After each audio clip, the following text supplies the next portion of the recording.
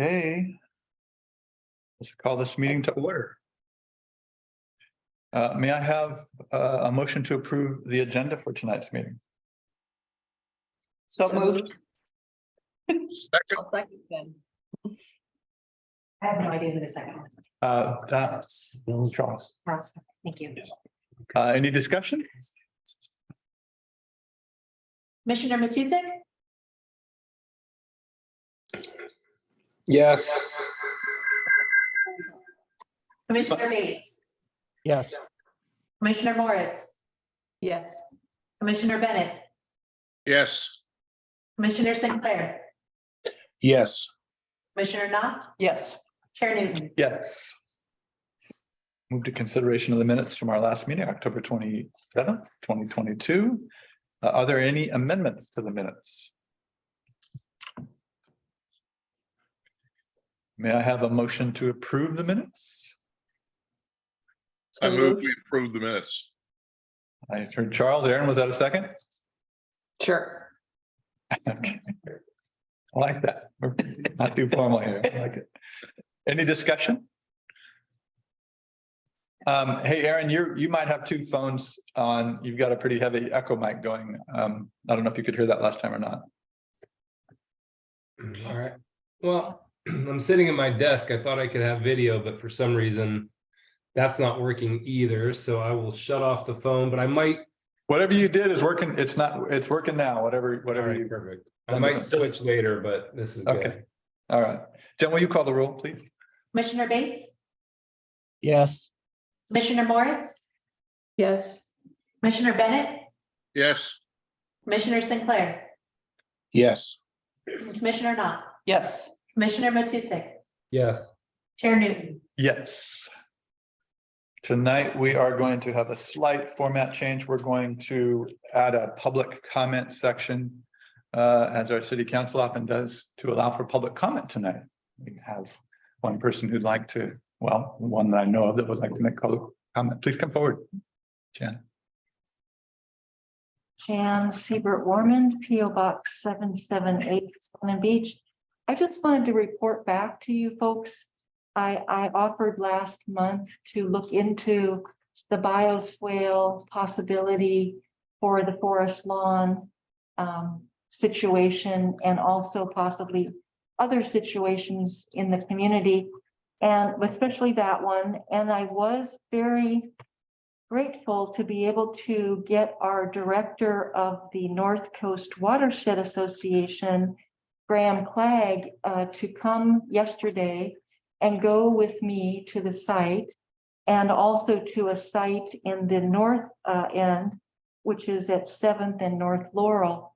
And he was able to look at the situation. This was very briefly, but he thought that there would be possibly the possibility of bioswales at both places that could help the situation, the drainage situations, in a more environmental way, if people desired. So it's just very initial, but I just wanted to give you an update. So Awesome. yeah, and then I also have talked with Bruce a little bit during the week, the last couple of weeks, and I think he was going to hope to give you an update, but I guess he's not quite able to maybe today.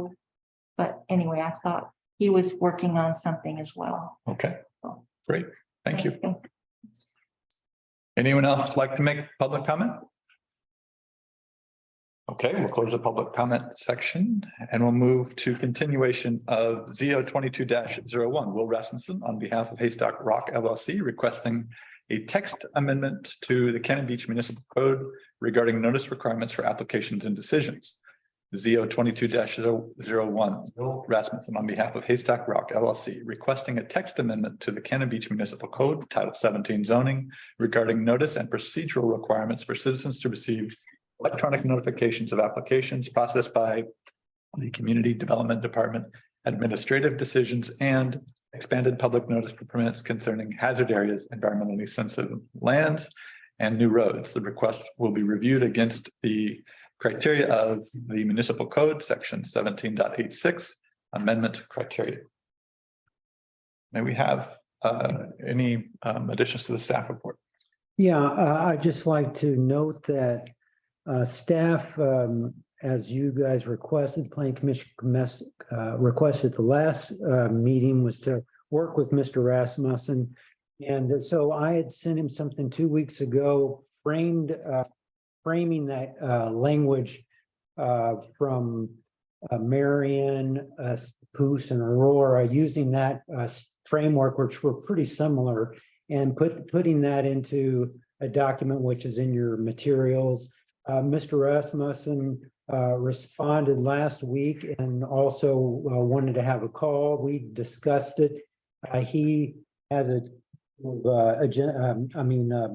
new exhibits in there that reflect kind of his response back to me. But we've also talked on the phone, and I issued a letter stating that we're a courtesy notice saying we would give notice of any decisions on that property, and clarified it in a follow-up email today, a timing on that to get back to them on any notice that he was requesting.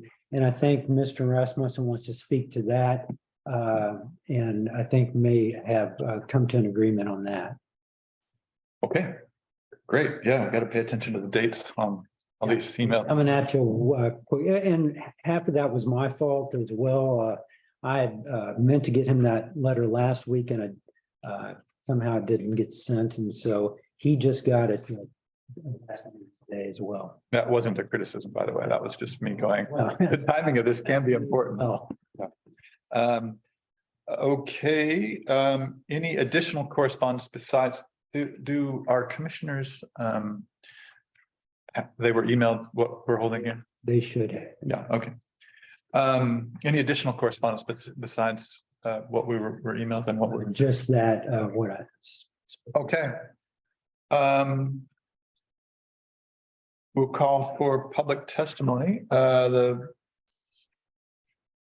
pertinent criteria to be considered in the staff reports and listed in the criteria sheets on the meeting page of the city's website. Testimony, arguments, and evidence must be directed toward those criteria, other criteria in the comprehensive plan or municipal code, which the person testifying believes to apply to the decision. Failure to raise an issue accompanied by statements or evidence sufficient to afford the decision makers and parties an opportunity to respond to the issue precludes appeal based on that issue. Persons who testify shall first receive recognition from the chair, state their full name and mailing address, and if appearing in a representative capacity, identify whom they represent. Is there a presentation by the, we'll call you applicant, Mr. Rasmussen? See, his hand is up.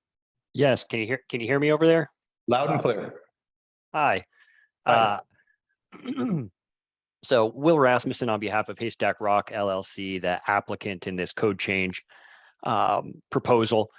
As Jeff laid it out pretty well, following the Planning Commission's suggestion that we try to talk and see if we can come up with some amicable language. Jeff drafted some code. I drafted some proposed amendments. We got pretty close. We got close to something that worked for Jeff and me. But as part of that, he just kind of told me, Will, as a courtesy, the city's willing to give you notice for decisions that relate to the Roberts's property and the abutting Nenana Avenue right of way. And as we've discussed at several meetings, that's really, that's my primary motivation. That's my client's primary motivation on this. We thought the code amendment would be good for, a number of reasons, but that's really why they're having me show up and why the proponents of this proposal care about it so deeply. And in the record, as you can see today, Mr. Adams sent a kind of a real clear letter, just saying, just as a courtesy, the city's going to provide that notice. As a result, my client doesn't particularly want to waste, more city time and energy and money on the code amendment. And we trust the city will follow through on any subsequent decisions. Just let us know when decisions are made on that particular site, because they're decisions of public interest. So we're satisfied. I'm satisfied with kind of how the city's proposing to move forward on this. And I think we can withdraw the application for the code change. So I think it was Chair Newton came up with this idea that Jeff and I try again to come up with language, and I think we came to a reasonable solution here. So applicant withdraws this application, and I'm glad to answer any questions if anybody has any, but other than that, I think the city can recapture some time tonight and move on to the next agenda item. Really want to thank you for your effort on this issue, on this item. I think you spent a lot of time, and while I pushed back at times, it wasn't because I didn't disagree with you. I just, can see both sides. I'm really glad you guys came up with something. I think these are going to be great comments for us to consider as a part of our code review. So thank you for that free legal service. I won't say free.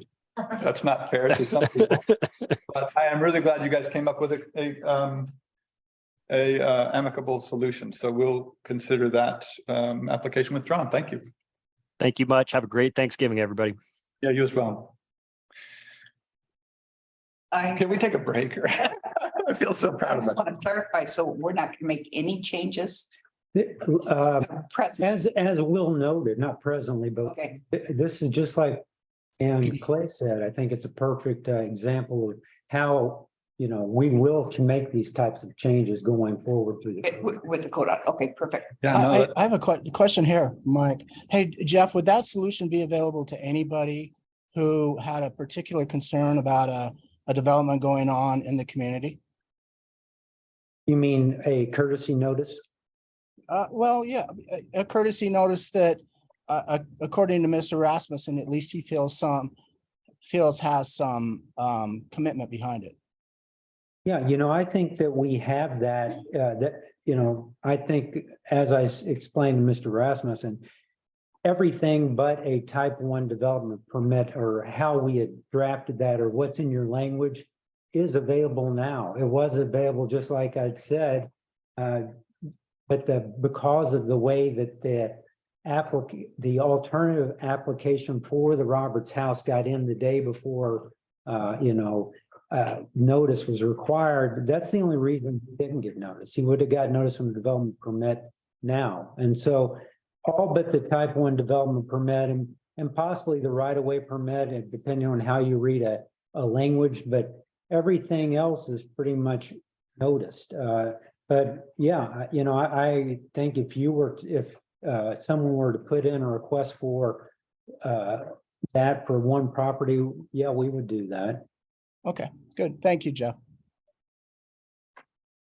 But Mike, we want to clarify that in that code, rewrite, and that's my main goal is from day one is to get that clear for everyone, just like any citizen in the city and with a neighbor to know which ones are going to be noticed and to whom. Okay, Thanks, though. thank you. any other questions before we move on? Let's move on then.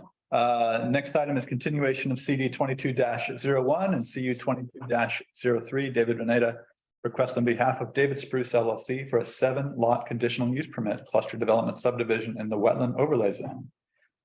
CD 22-01 and CU 22-03. David Renata on behalf of David Pietka request for a conditional use permit to allow a cluster development subdivision consisting of a 7-lot subdivision containing 4 single-family dwellings and a 6-plex apartment building with common lots for parking and wetland areas. The property is located on the southwest corner of First and Spruce Street, tax lot 4402, map 5103 AA, in a limited C1 zone. The request will be reviewed under the Cannon Beach Municipal Code, Title 16 subdivisions and 17 zoning, including section 16.04.130, subdivisions, applicable standards, 16.04.400, variance cluster development, 17.22.030, conditional uses permitted, and 17.43.040 through 050, conditional uses and activities permitted in wetland and wetland buffer areas standards. May we have the staff report, please? Yes, so following the last meeting, Planning Commission at that one had discussions about a HOA agreement, CCNRs, conditions of approval. And then also had discussed bringing back language with I kind of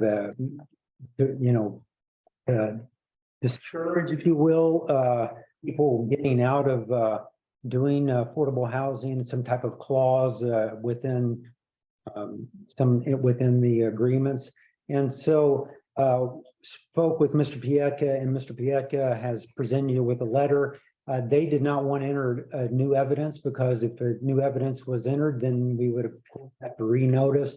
It would reopen public comment again. And I think Mr. Pieka can speak to this, but he preferred to take this city council to talk about these agreements and the restrictions on that.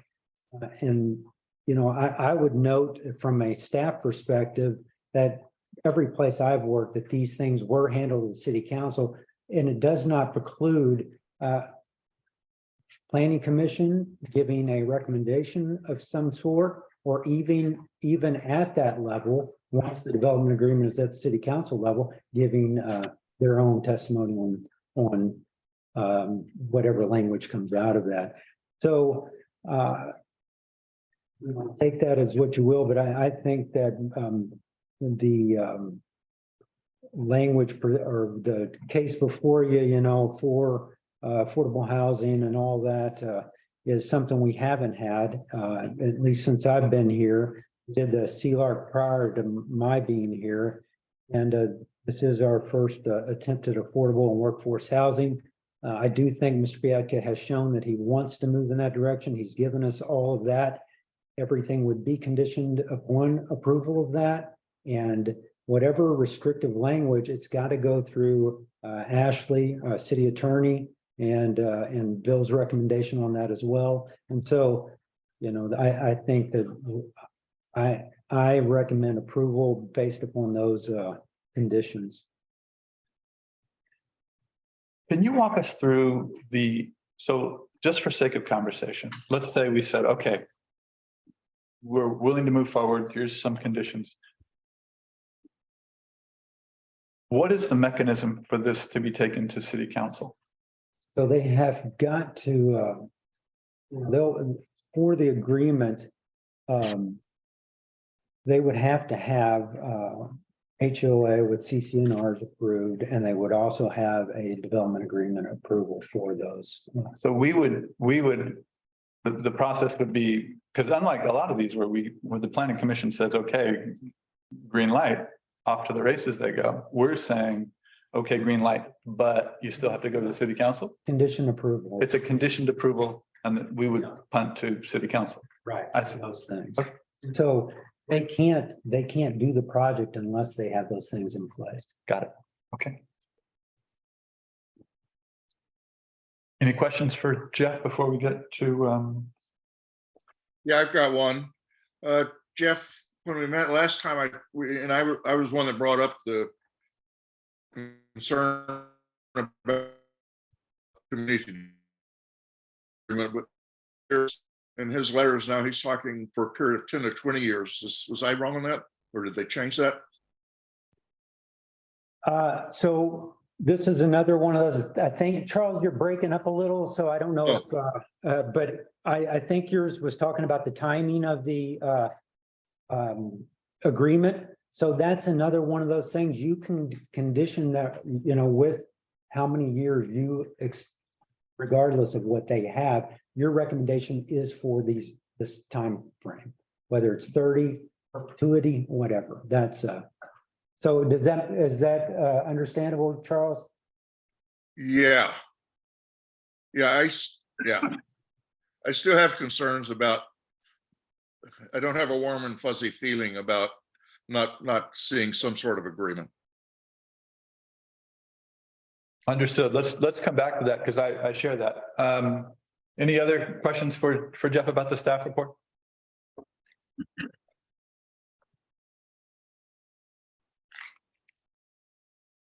Okay.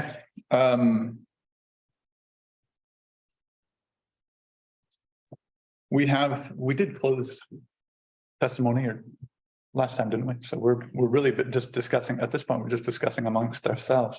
Did I hear you say David Pietka is here tonight or on Zoom tonight? Veneda's on. Yeah, I think Mr. Veneta. Mr. Veneta? Yeah. And David Jamie Veneta. Armit is here. I guess we have to be careful about opening the record. Yeah. At this point. Okay, so that's really not an Bill option. was shaking his head. That's when you're like this, no. Bill, can you, I think you're still muted. Yeah, it looks like you're muted. Let's see. Okay, is that better? Yeah, that's Yeah. better. Okay.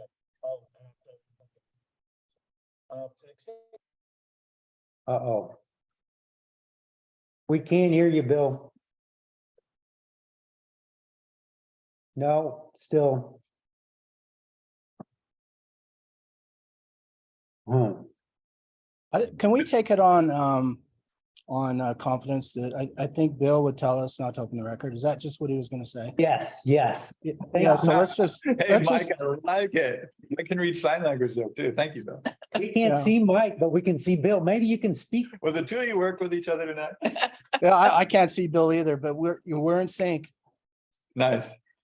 Okay, so no additional public comment. So that leaves it to us to discuss our concerns. Charles, you were last to voice a concern about the I don't know whether it was the term or whether it was just whether this project would remain.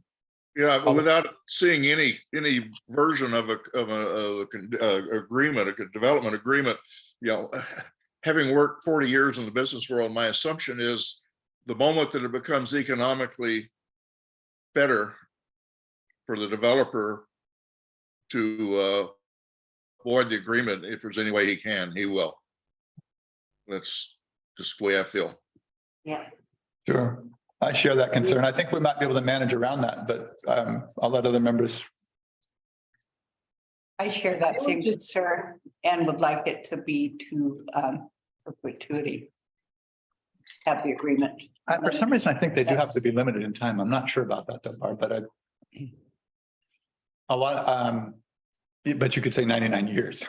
Yeah. Many jurisdictions ask for 60 years. That's sort of standard now. Mhm. 60 would be good. Can I insert a comment or two? And then, because I think it's relevant, but it's different.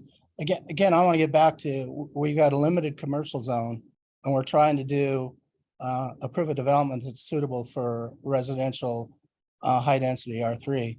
And we can make it work, guys. We can do it. You know, part of the problem we're running into right now is we don't know what we're getting in return.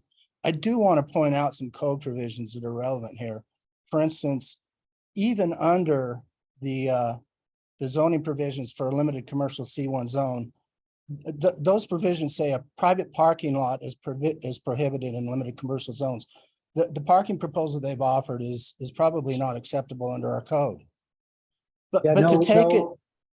No, Mike, a private parking lot is when you're running a parking lot, not as a accessory to that use. Is that a defined term, Jeff, or is that just our assumption? No, that Okay, is, let me take it a little farther. What we're losing by giving here and not having some assurances is we're losing all ability to control the density of this development. We're losing the ability to control the lot sizes. We're losing the ability to influence dimensions. We lose the ability to control lot coverage, 50%, and floor area ratio, 60%. And I think what we end up getting by not using our residential zoning provisions is an agreement that probably is a development that we're probably not going to like all that much, and that we could influence much better under residential R3 without any assurances that we're going to get anything in terms of affordable housing.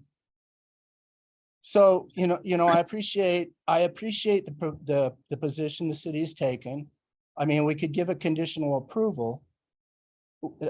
Our action would have the same effect if we just denied this. They'd still appeal it. But at least we'd be able to communicate to the city council why it is we don't like this proposal.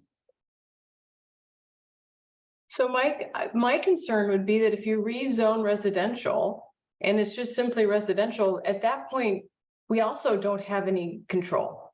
They don't have to make it affordable housing and it just becomes more homes. So I don't Well, see how it solves the issue. You know, by going to residential, there are density restrictions on residential R3. You know, I think we could cut this development several different ways. We don't have a lot of the dimensions in the tentative plan. But, you know, my guess is they exceed by any of the definitions we have for density for residential R3 in the code.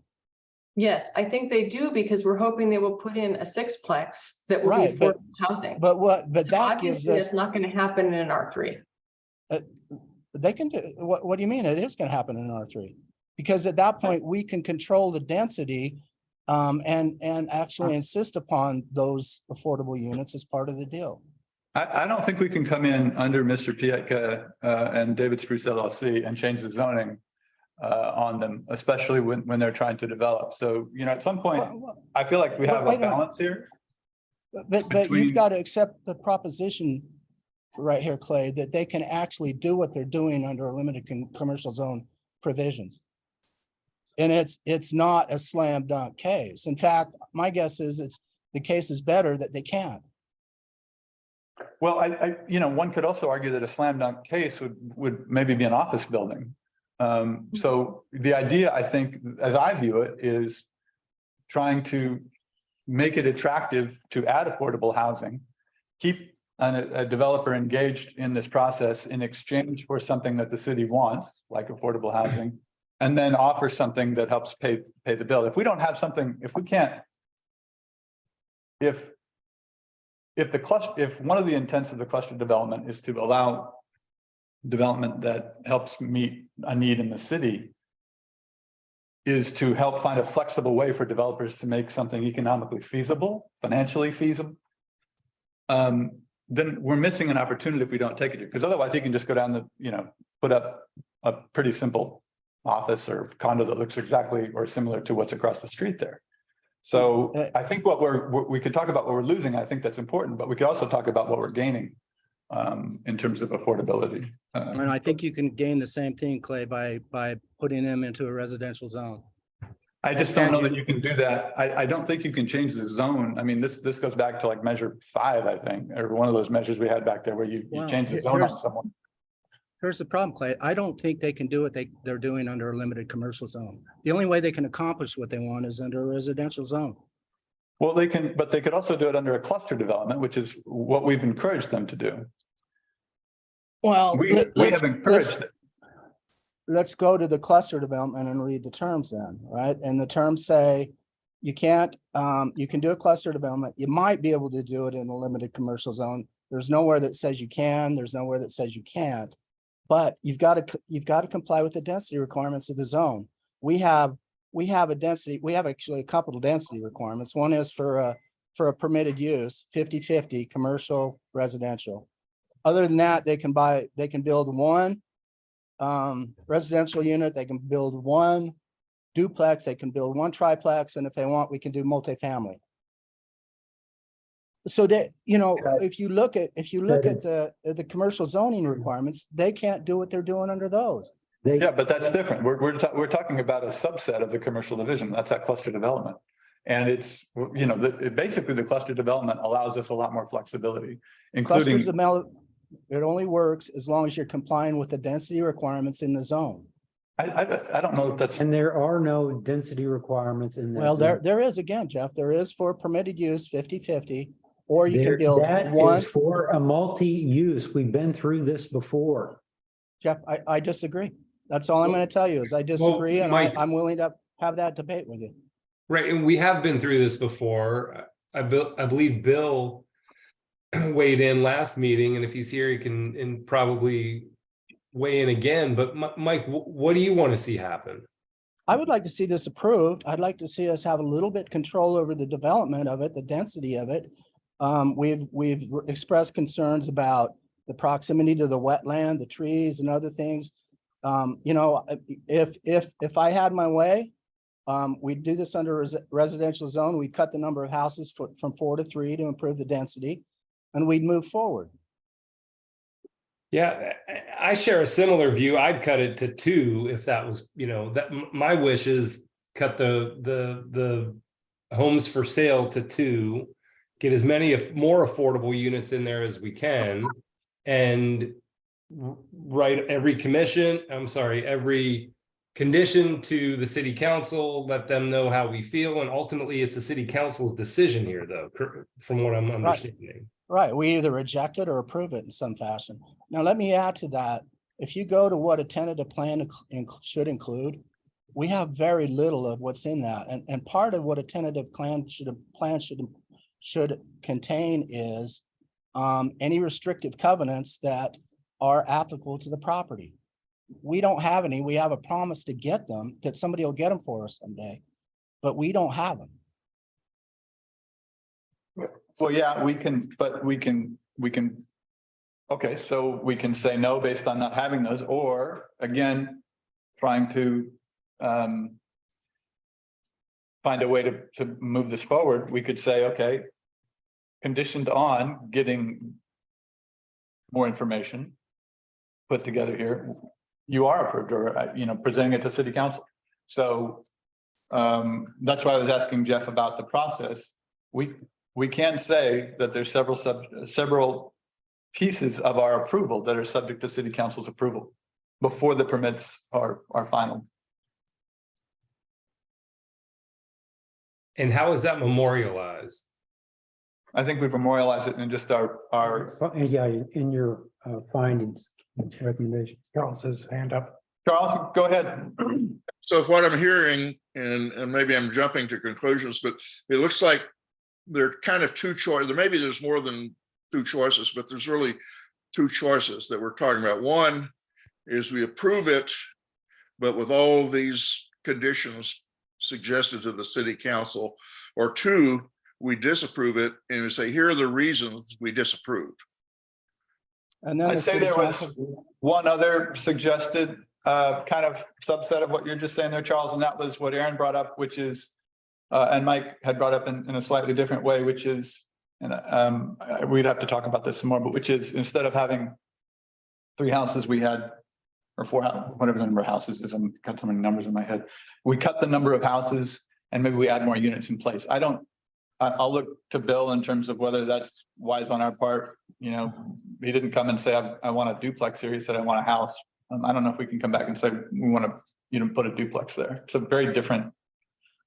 I think if we disapproved it and listed our objections to the city council, we could say that one of the reasons we were disapproving this is we think there's too many houses and too few apartments. Well, I don't think we have to say we want to be. That's a great way of approaching that, Charles. I think that's very thoughtful. Are there other issues that we should be talking about that we don't like or do like, would make as a part of, would push forward? One of the things I would want to be very certain is that if we do an approval, we are quite clear in our conditioning that this is conditioned on a minimum of some number of units of affordable housing being put into place. I am worried that not only might we see that there are not strong enough conditions in the deed restriction, but that in the end, maybe these don't even happen. So we say, sure, you can have your conditional use permit and we're allowing residential, but unless we're very, very clear, there's no guarantee there's going to be any affordable housing in this project in the long run, because the way that the letter from the proponent read, it was definitely saying, well, if this works. And so I think we should just be aware that if we're approving this, we need to be very clear that the only reason this is approved is for a minimum amount of affordable housing. I think the condition also needs to be for a minimum amount of time. And I think there also has to be a very clear statement that this will not be used for short-term rentals. So in a commercial zone, you can't have short-term rentals of apartments, as I understand, but I think that should still be a condition in case there was ever a rezone. Because if this was then later rezoned, that might not be a safety anymore.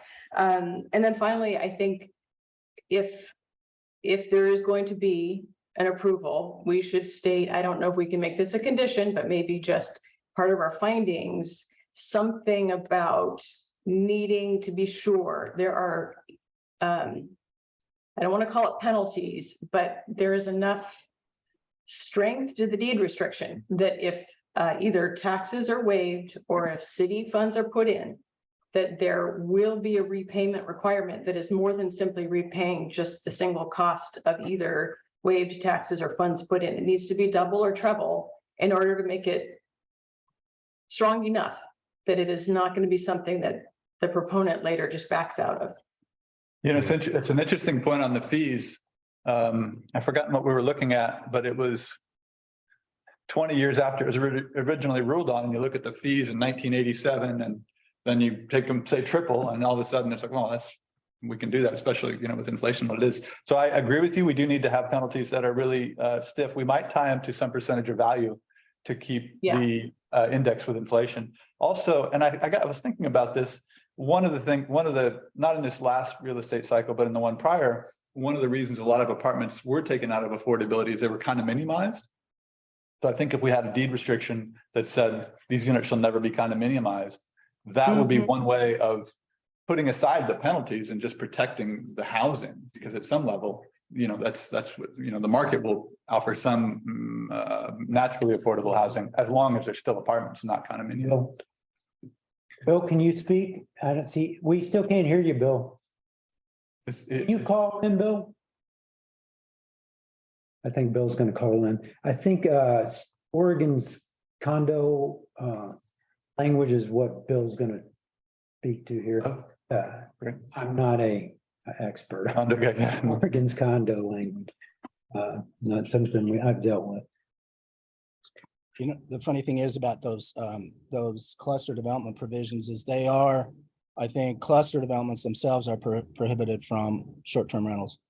So it's only the apartments we're talking about. No, go ahead. Can Bill? No, but we still can't hear you, Bill. Can you? Yeah. Just a sec.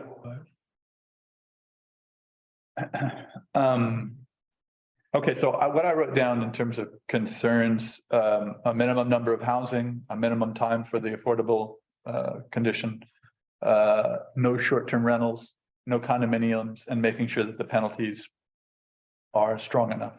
Yeah, and you could, even if we don't get Bill, you can say within state statutes, you know, just put that in your condition. If it's allowed to get rid of condos within state statutes, we'll do it. Mm-hmm. Okay. And Les has his hand up. Go ahead, Les. Yeah, I just kind of wanted to chime in a little bit. I think in complete agreement with the conversation that's going on.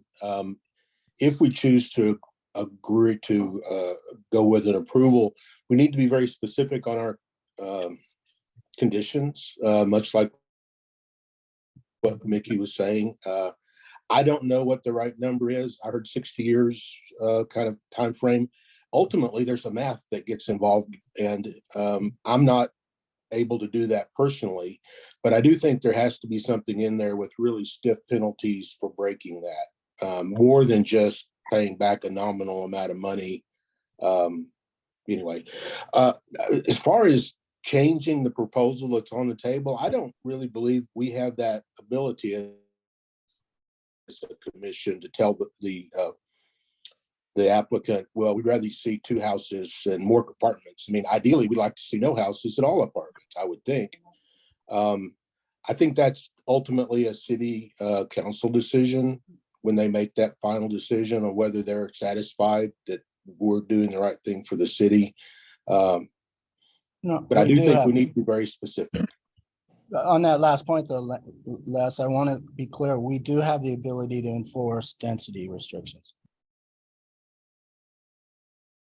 And to Charles' point, one way to address, if we were coming with an approval, Les, I would agree with you that I don't know that we could change that. But if we were coming forward with a denial and we gave the reasons why we had a denial, so the city council had something tangible to talk to the applicant about when they appealed, which presumably they would, then that would be the mechanism for them to have that conversation. I agree, that's correct. Yeah, that'd be it. And I think that's the path we go based on what I'm hearing from everybody. Disapproval, and this is why city council. Good luck. I don't know that I've heard that from everybody, but certainly a number of people. But I do think it's also important not to just have it be a purely a density conversation. I do think these other points we can't miss on because, you know, there's a pretty good proposal in front of us tonight. Short of some of these other concerns we've voiced that we don't want to make sure take second stage. We want to make sure don't take second stage. They should all go. Clay, you're right. No bill still, Rob. He's back. I don't know, can you hear me now? Yes. Yeah. Okay. Finally found the issue. And what I wanted to, what prompted me to weigh in last time is about condoization. I don't think we can the city can prohibit somebody, a development from turning to condo. That's allowed by state law. There's also a provision 197 or 227-1754 that says a city may not condition on an application for a housing development on a reduction in density if certain conditions are met that are met here. So I want to be very careful about making a conditioning things on reducing density. The 2019 and 2020 legislative sessions were very protective of housing development, and we want to be careful about those. Well, what about going the other way, increasing density, which is what we're talking about? Boy, I don't know. The difficulty, and you kind of hinted at this, Clay, is that when you have an application for, I'm still, the numbers going around at 4, and you condition it, no, it's got to be 6. That means, what's that 6 going to look like? The developer, they might not be able to do it. There's always some trouble with designing a development from the dais. There's a lot of things that go into how things are laid out that we may not be aware of that the property owner is.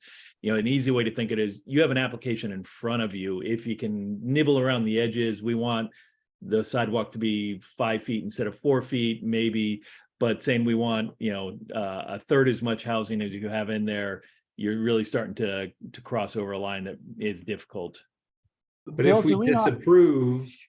we disapprove, that's not an issue, correct? Yeah, if you that's correct. Sorry to whoever I cut off. Yeah, it's fine. It's kind of the same thing, but we do have the ability to enforce density requirements of the code, right, Bill? That's a really broad statement, and make sure I understand what you're saying in this specific. But basically, if we have clear and objective standards that talk about density, we should be able to enforce those. For example, if we have a R5 that has a minimum 5,000 square foot lot, then yeah, we can enforce that. But you also got to remember that there are a number of provisions that came in the 2019, 2020 sessions about ADUs and middle housing that may make some of this stuff complex, that the land use planners and attorneys are still working through exactly what that means and how it's going to work itself out. But the best we can do is kind of answer based upon the code we have, the clear and objective standards, which I'm happy to have this time, assuming we treat this as a residential development under a high density development. And then we can reject this and start controlling the density of that development. When you say, hey, we get to control the density of development, that's where you kind of lose me. There Well, are well, certain uses that are listed as allowed, conditional, and prohibited in our code. And that's the control we have. If we want to have this property develop in some other way, we need to either allow that or take away certain uses. But, the developer gets to look at those lists of uses and decide what they want to do. And then we apply the standards from our code to them. But if we have a cluster development code that says you can go ahead and tweak the the property sizes a little bit, provided you do not affect in any way the density requirements of the given zone. And Jeff can Then- correct me if then- I'm wrong, but I don't think this is a cluster development. Yeah, there, it is, they've requested a cluster development. I for the apologize, yeah. subdivision. But on that note, the underlying zoning district is commercial. It is not zoned residential, so there is no density requirement. I refer you to 1604-130 of the subdivision development, and there is no density requirement in a commercial zone. On the contrary, there is, you keep going, there is on multifamily units.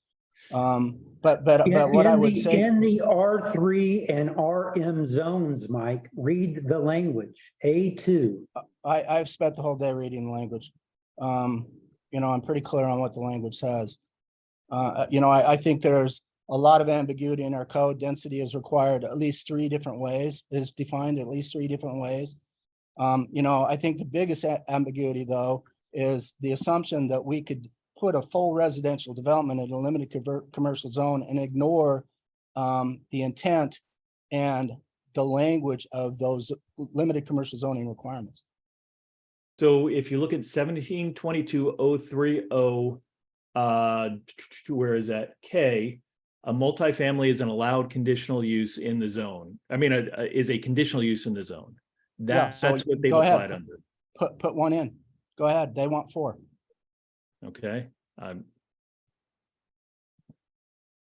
Well, you know, you would count the houses as additional, those are multiple dwelling units. How the thing looked at. Yeah. So there's at least 4 going in there.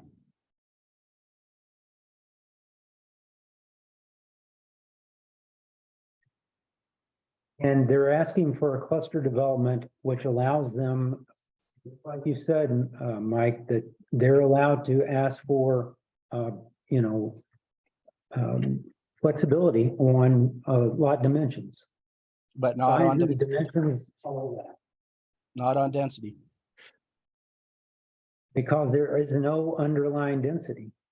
Because nobody assumed that we'd be putting a residential development in commercial C1.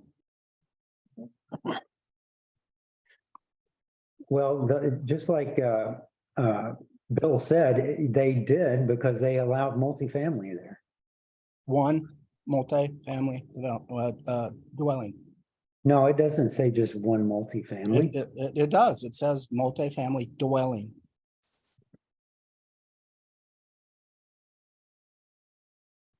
Yeah, it's, you know, obviously we have a code on it going for a reason. There's a lot of places where we could look at language differently.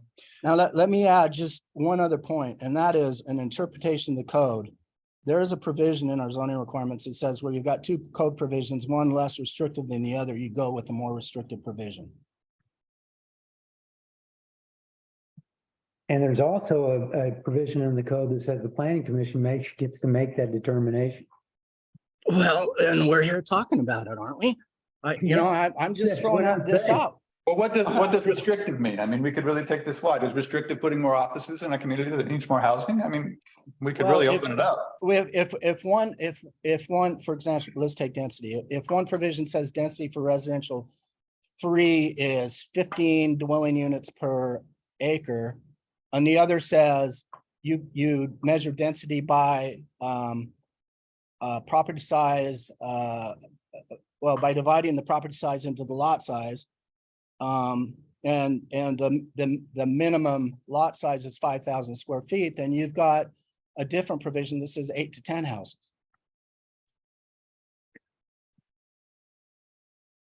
These guys are building on half an acre or less, and they've got 10 dwelling units.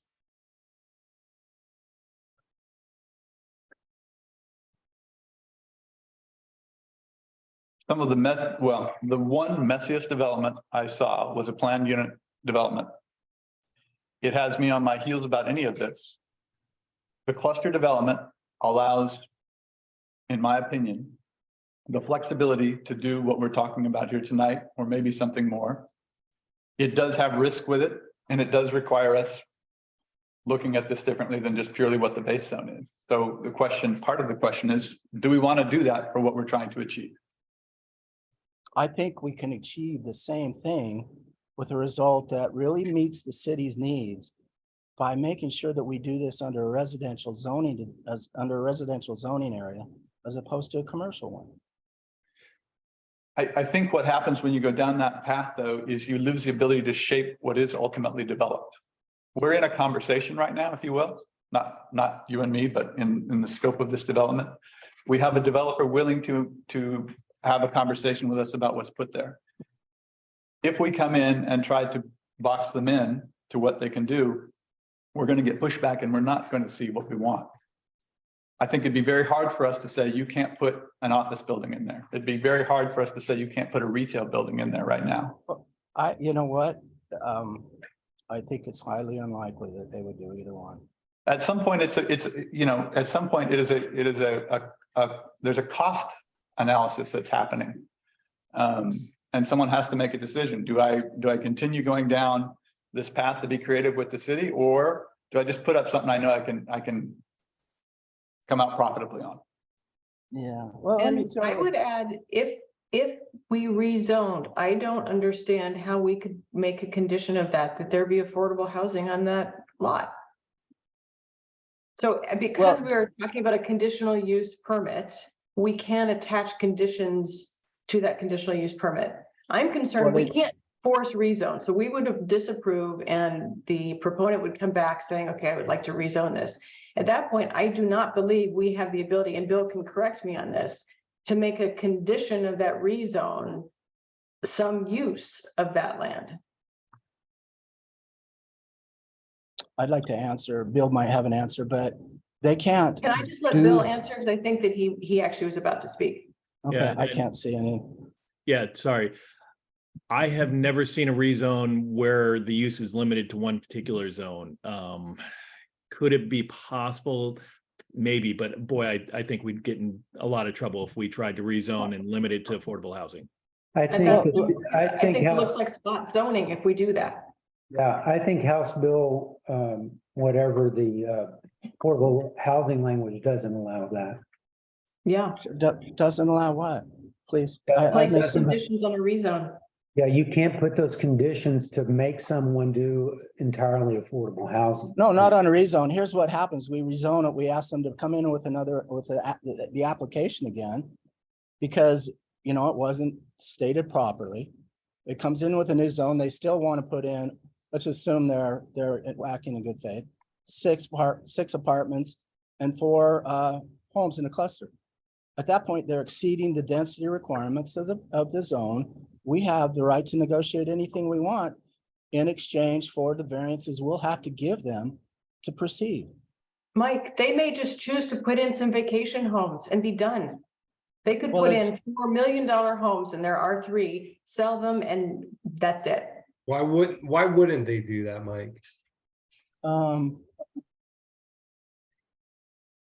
I don't know exactly. I'd have to think through that one, but I think we're giving up a heck of a lot by not asking them to go down that path.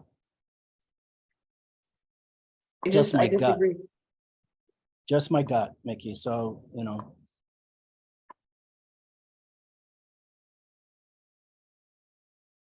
Are there other concerns that we should talk about? oh, I might add, by the way, Mickey, they probably, under the minimum property sizes, they probably couldn't do 4, they could do 3. But, that's just that's a minor point. Well, if there's going to be second homes there, I'd rather see it be commercial, to be honest.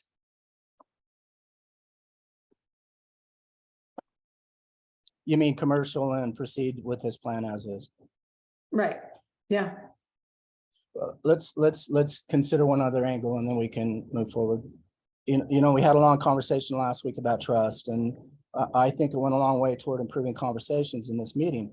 But we have a constituency who needs to be convinced too, and if they see us doing something that doesn't make sense to them, and we can't explain it in terms of our own code provisions, then we might have a problem. Well, I think I don't understand why we can't explain it. I think maybe that's where, because I agree, we have a constituency and I want to honor their concern. I know that the wetlands are very, very important, and That is in fact, the only reason I would consider approving this would be if there was a real benefit for the community in some other way in terms of being able to house more people in middle incomes. Yes, then I would approve, but otherwise, no, I would never approve just letting there be some residences here. And so because you of that have, wetland. and you have all the code provisions you have that are clear and reasonable that would allow you to say no. But I think our community also wants affordable housing. And this is a step towards that with conditions. Yeah, it is a step. There's risks either way. One way, the way we're going now is we're not sure exactly what we have. And another way is let's go through a rigorous process and see if we can get something that's a little bit better. Or worse. Yeah, Or He worse. he didn't buy that to look at it as a bunch of trees. He bought it to make a profit. And that's clear. It's very evident. So we can help shape the conversation around what that looks like, or we can have it shaped for us. But we're not going to rezone that property and have him sit silently by and say, okay, let me just sit and see what you come up with. Instant lawsuit. I If I'm- don't If I'm see a on the other side of lawsuit. that conversation, I just made money. I don't see a lawsuit in any way whatsoever. You but can't change the zoning from under someone because you don't like what they're proposing. You can if they can't do what they're proposing under the existing zone. Zero chance. Not gonna happen without a lawsuit. The state went through this. I've forgotten what it was. It was measure 34 or 5, I can't remember. It was effectively a taking. So this guy comes in, says, I'm buying a commercial zone property. I'm gonna put a residential development on it. Your code is unclear on this point.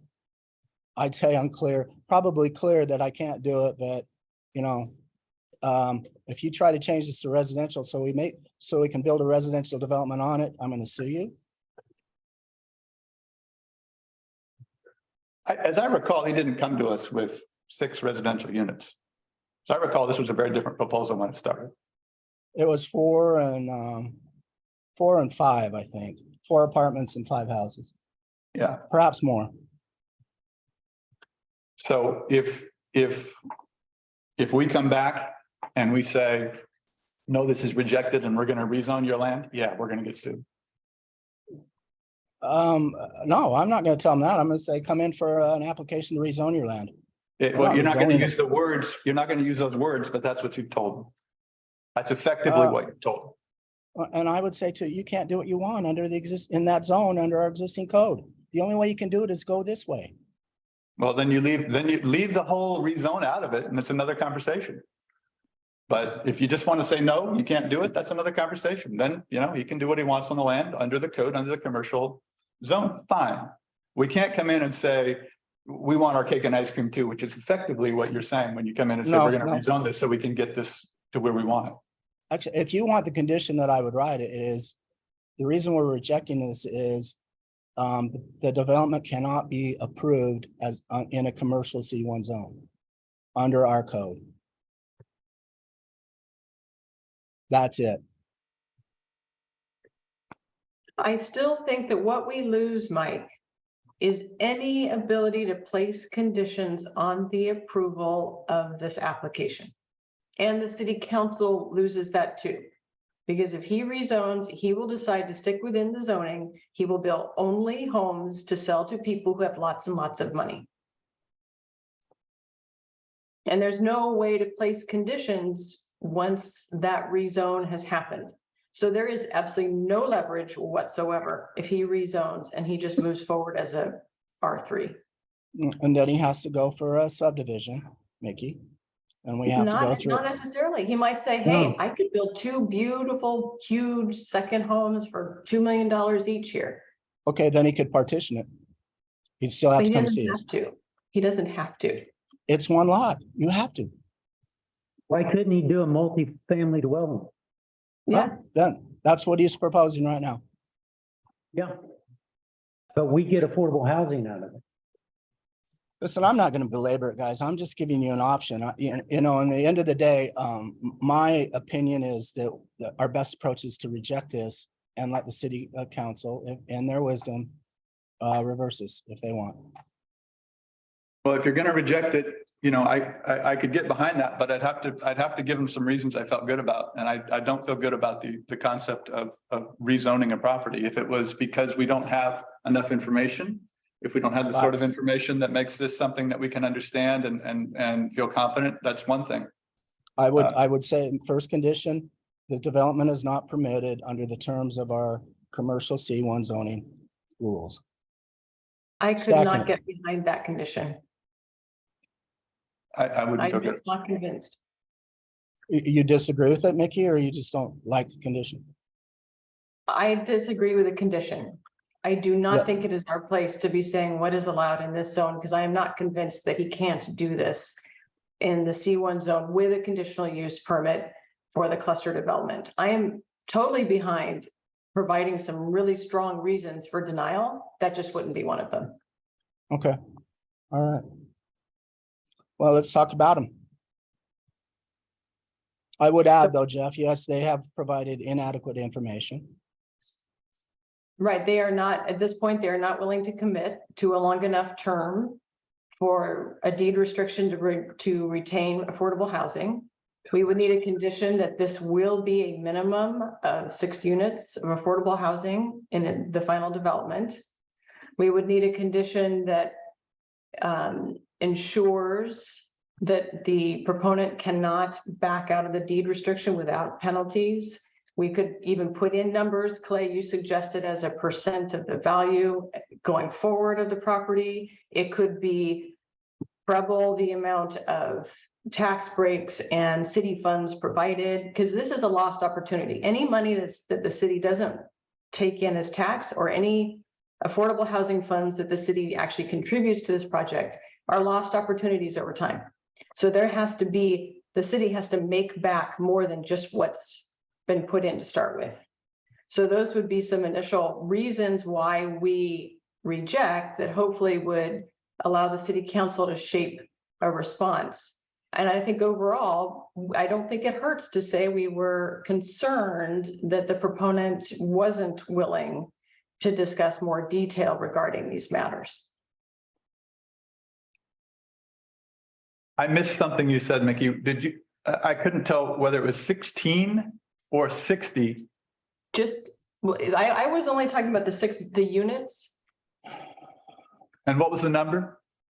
Like he in his current proposal is saying that he would do 6 units of affordable housing. And I think that's an absolute floor. That's a minimum in order for us to see this go forward. And I don't know if it could be a condition, but I'd like to say that you know, we think that having 4 houses and we would really like to see fewer houses and more units in any new proposal. I like that. Yeah. And then did we want to put a minimum number for how long the deed restriction would be in place? We've been throwing around some numbers. One of them would be 60 years, 60. I think 60 should be a minimum. Yeah. Well, and Bill, maybe you can help with this. If we have a 60-year term, you know, it does begin to ask, what is the benefit we're offering? And I don't know whether that could create a legal challenge at some point where someone comes in and says the city said 60 years, but you know, they only gave us a break on the water connection. Is there any, can you see right now any reason why we might want to be tie the time to the benefit? And I haven't looked into it. Typically, you know, some of this is real, some of the time periods for that type of restriction is related to the amortization of the property. You know, I can't think of a reason why you couldn't use a longer period. You know, there might be some programs that federal or state that might have shorter periods required depending on where the money comes from. But, to the extent, we could, like I said, I'm not aware of a prohibition if it's not tied to some other law, just a general prohibition on a longer period of 60 years, 80 years, whatever, 40 years, whatever it may be. It's, really, the longer you tie it up, the more someone might think that it's not worth that tying it up for that long. Got it. And I guess that kind of parlays into what area median income you're using. If you're using 40% for 60 years, that's a very different conversation than 80% for 60 years. Exactly. Yeah. So maybe we set a floor on the AMI at 60% or something. I don't know.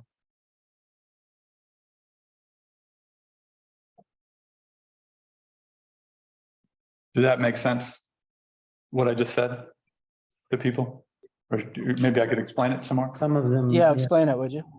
So there are different affordability programs and they're based on the area median income. You can have some programs that are at 100% of the area median income, saying that the rents have to align with those people that make basically the area median income. You can go to an 80% number, a 60% number. Very low income would be 40%. Balancing. It's a lot harder on developers to make a 40% AMI project work than it is 100%, obviously. So, picking a number like 60 or 80 would allow a developer to consider it for a longer period of time versus if you came in and said 60 years and we want 40% of the AMI, it would be, I won't say impossible, but it would very likely be economically crippling.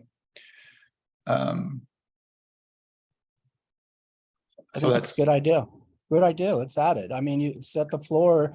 That's another thing that can be adjusted, or the ceiling. I mean. The CLARC, I think, is 80%. That's what I was just gonna ask. You like Yeah. 80, maybe 80%? I think that's what CLARC. I mean, at some point, the market is going to be efficient here. People won't rent them if they can't afford them. So if we keep it 80%, I think that's reasonable and allows us to probably add, I think it would allow us to add more time for this program. So 80% AMI. Yeah. Okay. So And am I honestly- missing? Oh, go ahead. I was just gonna say, honestly, I'm not as personally tied up with the AMI. If that wanted to be a conversation that city council had with the proponent about what made sense financially, I would be okay with that conversation happening with maybe some more financial detail. Okay.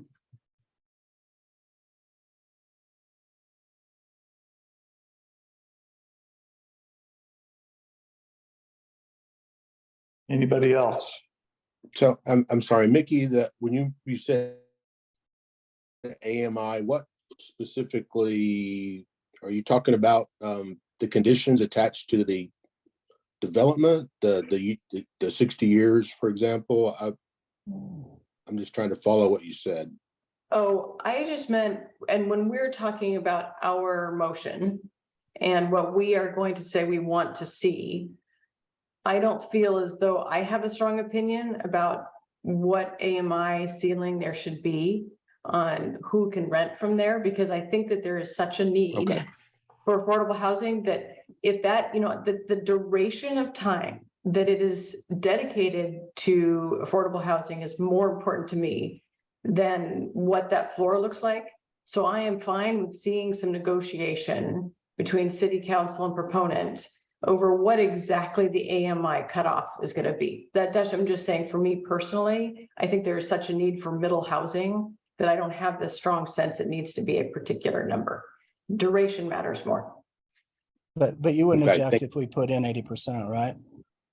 As a ceiling and let them negotiate. Yeah. One other thing I was thinking about, this is obviously going to be a lot of structures at that corner, was either having some sort of design review board condition. It does go before DRB. It's an automatic, it goes before DRB. And I drove through both Spruce and Hemlock and I saw only cedar sided buildings or natural wood. A popular material today is hardy plank because it's less expensive. But it does not fit the character of our downtown core. So I would be, I don't know what design review board's opinion is on that. But it does, when we talk about village character, that downtown is pretty key on that. And I'd like to make sure that we help shape that conversation. Could we put in a condition? Could the planning commission put in a condition relative to the materials that's on the exterior?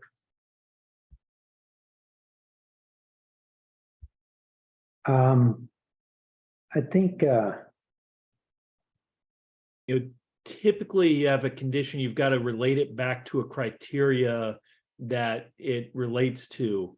And just looking at the conditional use criteria in, 1780, I don't see one that has a planning commission gets to characteristics, design characteristics like that. It talks about a demand for the use. The use won't create excessive utility demand, adequate amount of space, topography, soils, and other physical characteristics of the site, adequate site layout. So if you can find a criteria that you can tie it back to, There is one, 1604, 400 variance cluster development. The proposed project will be in harmony with adjacent areas.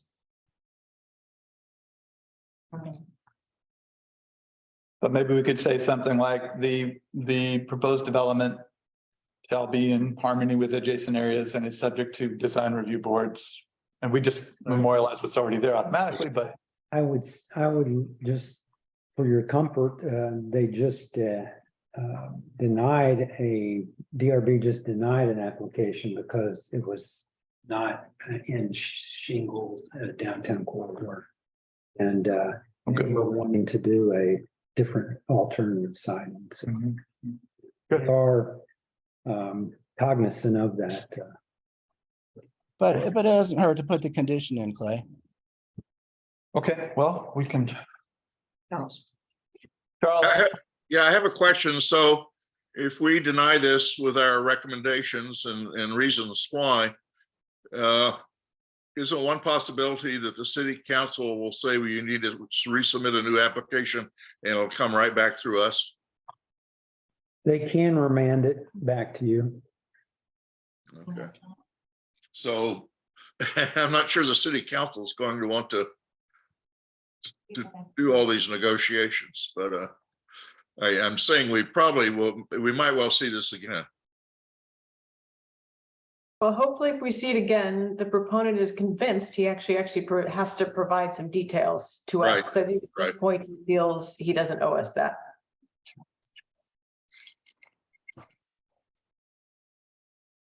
Are we at the motion stage of this discussion? Mike, you are great at putting these motions forward. You have a motion you'd like to make? Well, I'm gonna offer a motion, but I'm gonna ask your help as I get to the conditions, because you were right. I saw you writing them down. Is that fair, Clay? Sure. I move that we deny the application, both of them. Under Article 16 and 17 of the Cannon Beach Municipal Code, including the specific provisions Jeff cited in the summary, for the following reasons. And this is where we get to the conditions. Okay, so we talked about not having a affordable housing agreement in place or to review, but the application was not submitted with a form of the affordable housing. Yeah, we could say you kind of have a category here of insufficient information submitted, and part of that would be definite details of the housing, the development contract, length, all those things we've been talking about as far as not having information available. And is this would this be a temporary motion? Mike, is this a temporary motion, a tentative motion? And would you like to see it again next Tuesday or whatever to review your findings. Yeah, why don't we do that, good Jeff? idea. So, Yeah, yeah, All right, so let's keep muscling through it here. Charles, you've been kind of on a roll here in terms of how we put this forward.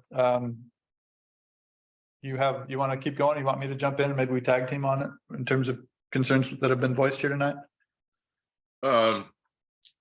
well, just the ones that I can remember. We talked about, not having the detail of the agreements, the length of the agreement, the penalties. We have concerns that our preference would be to have more affordable housing units and less houses, less private dwellings. So is that a bare minimum of 6 units? Is that at 60 years, for 60 years at 80% AMI? Yeah, yeah. Okay. Well, I don't understand that point actually, because we do have 6 units. And so is there another number you want? That was what Mickey had mentioned was a minimum. Yeah, it was my concern that this was more related to approval, that if we approved, we needed to be sure that there was actually going to be affordable housing built.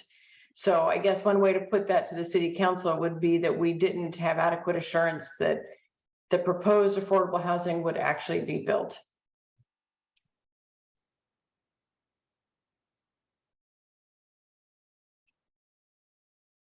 Can you elaborate on that? Would actually be affordable housing.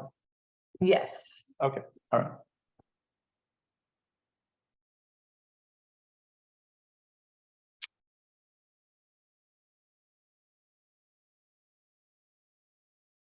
Well, Jeff, I think at that point, you could suggest, those minimum requirements, but only as a suggestion for something that we would be looking for. Right. And my concern early on was that if we didn't make explicit that these could never be used for short-term rentals, if there was an underlying rezone, so that it was no longer commercial, that maybe these could become the apartment units could become short-term rentals. I don't know if that's a legitimate concern or not. Bill, you could tell me whether that's ever a possibility that could happen. Sure, the city could change its short-term rental, regulations at any time. So that is a legitimate concern. So I think I would also want to see that there was a commitment or in the deed restriction that these would never be short-term rentals. That would be in perpetuity. Yeah, so we could have a plat note stating no future partition or subdivision, as I stated in number 6 of and then also no short-term rentals. Yes.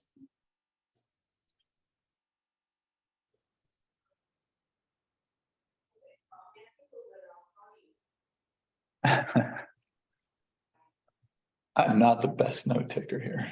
I'm sure of it. Okay. I can restate it, or I'm sure. Would you mind? I'm sure Jen could. You want me to give it a shot, Jen? You can go first, yeah. Okay. The motion I have is to deny a tentative motion to review the findings next Tuesday, to have staff draft up findings for review for next Tuesday, whatever that date certain is. Then Can I interrupt you for a second? Can we do it on Thursday instead of Tuesday? oh, yeah, yeah. Because there's something else. Okay. Yeah. Make sure we're That would be December 1st. Great. First, council chamber. okay, December 1st is available. okay, December 1st. To deny the application, find that insufficient details and not having assurances in the proposed affordable housing agreement, which should at the minimum be for 6 units at 60 years at 80% AMI, with a plat note stating no future partition or subdivision or short-term rentals properties. I think those are my notes that I have. Did we discuss damages or I should say penalties? No, that's right, Mickey, we forgot that. And a stricter damage, Yeah, damages clause. I don't know how we'd actually, what the right legal term is, but and I think we could even propose something maybe double or treble the value that the city put into it, or Clay's suggestion, some percent of the value of the property. okay, Just to give a sense of what we meant when we said sufficient deterrence. okay. Just for my clarification, if you put the 60-year time frame on there, does the damage part, is that as relevant anymore? You've already, once you've said It it has is to because last they can 60 years. still decide to pop out after 5 years. And just Oh, pay okay. whatever taxes they got waived. And that is like Okay. pennies on the dollar to them. Okay, But if we have it as some sort of percentage of value, you know, that somewhat insulates from the time value of money. Right.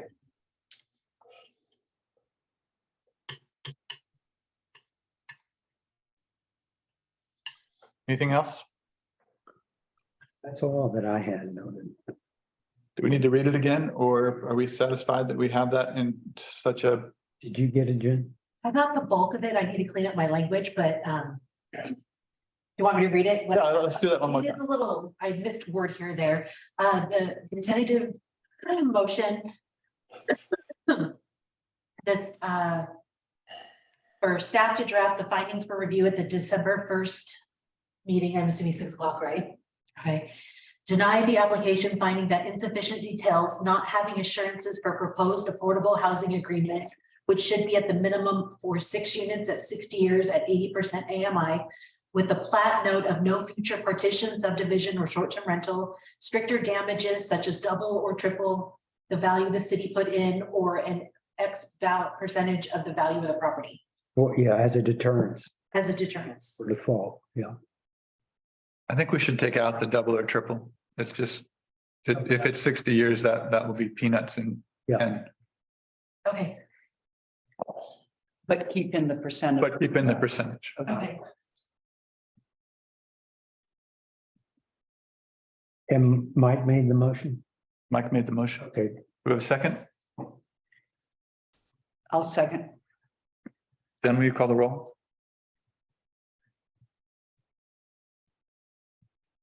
Commissioner Moritz, Yes. Commissioner Bennett, Yes. Commissioner Sinclair, no, Commissioner Knott, Yes. Commissioner Matusik, Yes.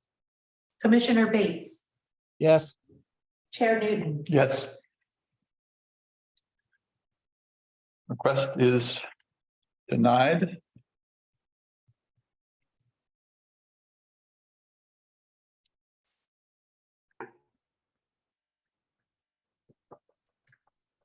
Moving on, we had, the next was canceled, wasn't it? Yeah, but that, I don't believe that was on your, That's not, I'm sorry, I got lost in my notes here. And that was removed. okay. So we have then. Guys, does anybody want to take a break? Okay, we have votes for break. We'll take a break. 5-minute break.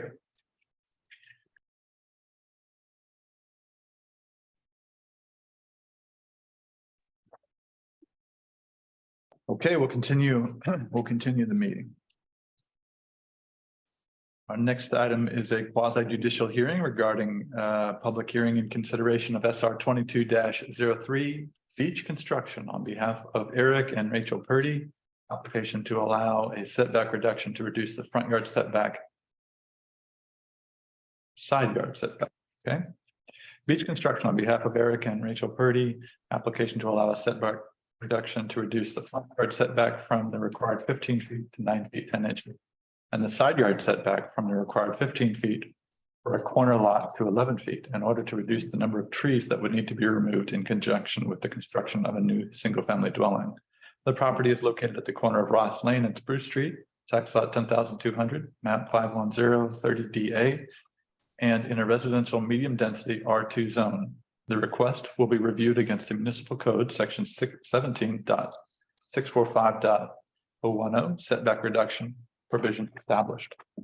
Does anyone I object? think- Do you mind if we quickly make sure Aaron's on? I think he may have changed devices, but I don't see him here. Oh, well, let's sit tight here for a second. Aaron, are you out there in the stratosphere anywhere? Thank you, Mickey.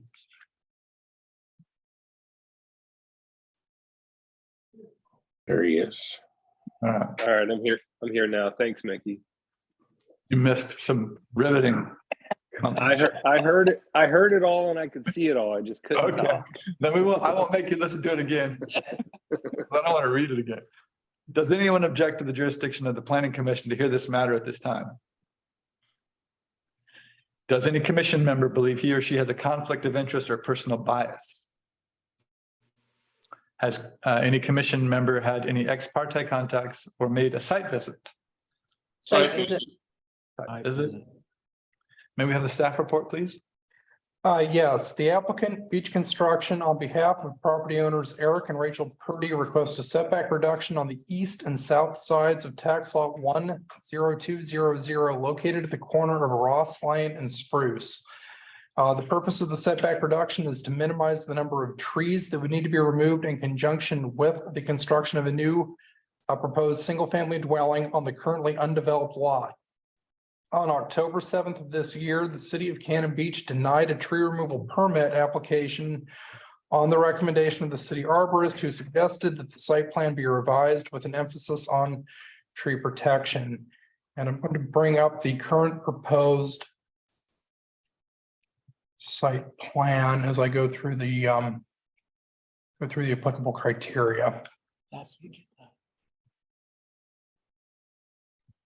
And for on this, the originally submitted plan conforms to lot coverage and floor area ratio. Those would not be changed as a result of this application. This would simply be moving the house from more in the center of the lot to the to this corner here near the intersection of East Ross and Spruce.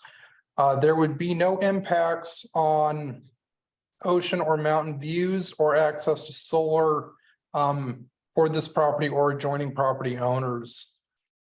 There would be no apparent impacts to privacy, drainage, light, air, or noise pollution as a result of this proposal. Any residential development permit application would be reviewed and approved by the Cannon Beach Rural Fire District in order to ensure fire safety. However, it is noted that this proposal would not move the dwelling closer to adjacent structures. The primary objective of this application is to attempt to preserve existing mature trees on the western portion of the property, which meets criteria 4A, which is tree protection. There would be no impacts to public rights of way. And it is noted that although the setback reduction would shift the house closer to the intersection, there would be no impact to the required clear vision areas on the intersection of Ross Lane and Spruce Street.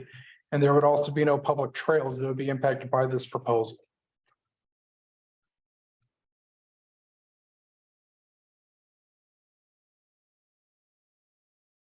And that concludes the staff report.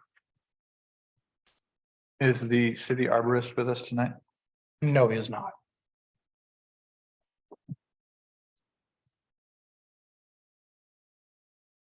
Okay, Do you mind if I ask a question? go ahead, Mickey. Did the city arborist review this shifted plan as well? I saw his letter for the initial, but what was his response to this shift?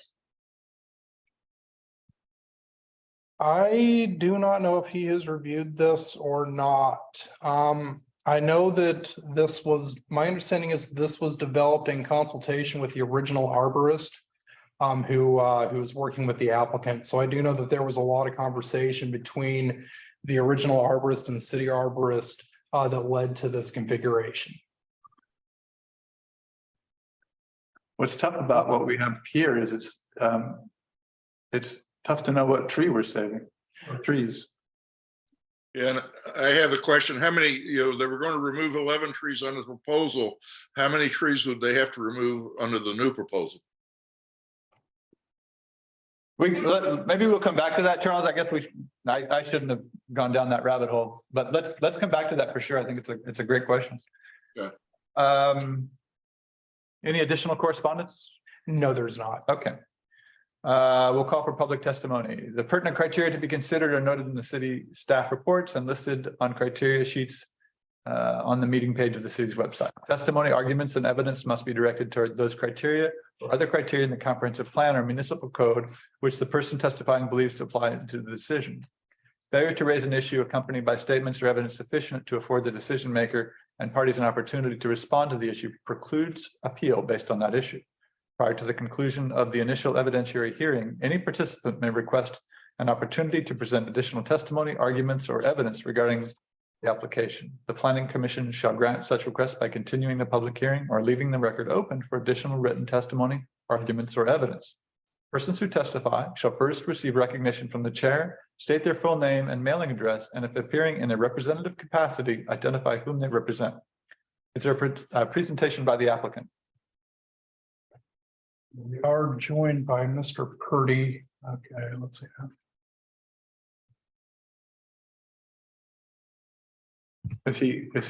Can he speak?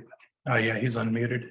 Go ahead, Mr. Purdy, if you have a presentation, please go ahead. Yeah. Hi, everybody. First and foremost, I wanted to thank you all for allowing me the opportunity to speak on our request. I know that obviously we're running a little over time with that last agenda item, so I will try to keep this brief.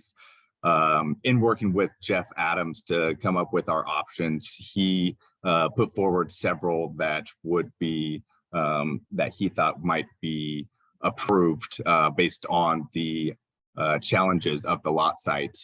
We elected to request this setback reduction as our first avenue of mitigating some of the potential development challenges. I believe the overlay of the site plan with the trees shows the difficulty that we have of building on this particular site.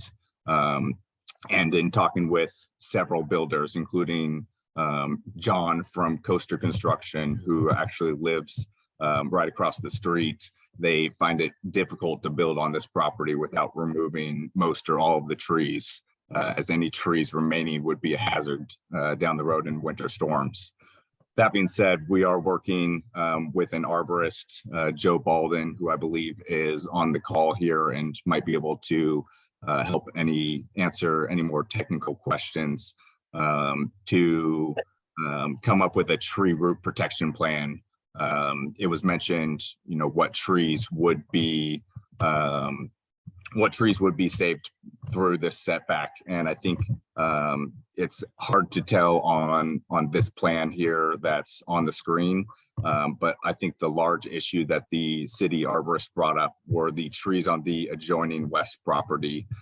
There is one on the plot here next to where it says 14 dash, right there. There's a circle there, so there's one tree on the property line as well as several trees on the adjoining property that are right there abutting that property line. So this setback reduction would help minimize any potential impact of roots by moving the structure further from those root structures of the property to the west. In addition to this, we're also looking to switch to a post and beam construction to help preserve the larger roots. While we find it might be difficult to preserve some of the trees on the lot because of the difficulties, we are looking to mitigate any damage to the trees to the west, and that's our goal. That's everything that I have prepared. We look forward to working with you on this project and your decision. Thank you. Are there any other presentations by your team? Is that it on the applicant side, Mr. Purdy? Did we? I think our representative with Beach Construction had to jump on to another meeting, and I'm not sure if Joe has prepared anything. So I think that might be everything. Okay, thank you. Yeah, I don't see Joe on the call. All right. Can I interrupt real quick? I just got an email that we may not be live streaming anymore. Can you check that real quick? We should be. Yeah, we're live on YouTube. Okay, I'll let her know. Are there any other presentations by proponents? Okay. I don't see any hands. Are there presentations by opponents? Yeah, please go ahead.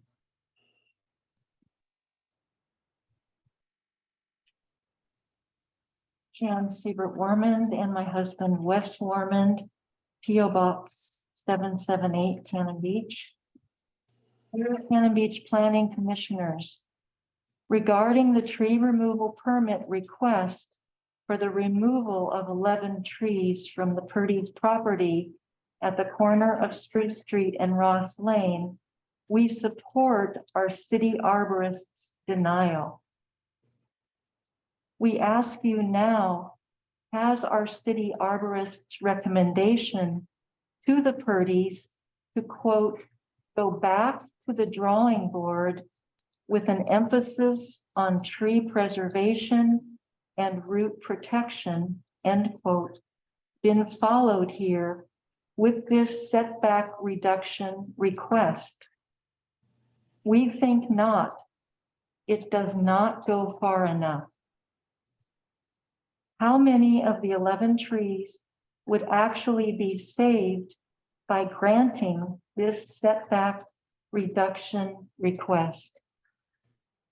Please deny this setback reduction request. Thank you. Thank you. Are there any other presentations by opponents? There a staff response? We're not making a recommendation because this is in response to an administrative denial. Does the applicant wish to make any additional statements? Mr. Purdy, would you like to say anything further? No, thank you. Okay, and we will close the public testimony section of this review.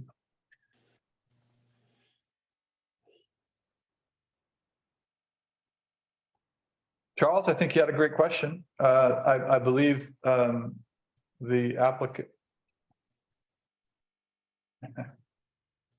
Before I'm going to step back what I just said. Let's not close the public session testimony section because Charles, you had a question that might be best answered by the applicant's arborist. Mr. Purdy, is your arborist still with us? I don't think Joe's on. He's not on. That's who you were talking about. He had to leave. Taylor Kemmer was from Beach Construction. She had to leave.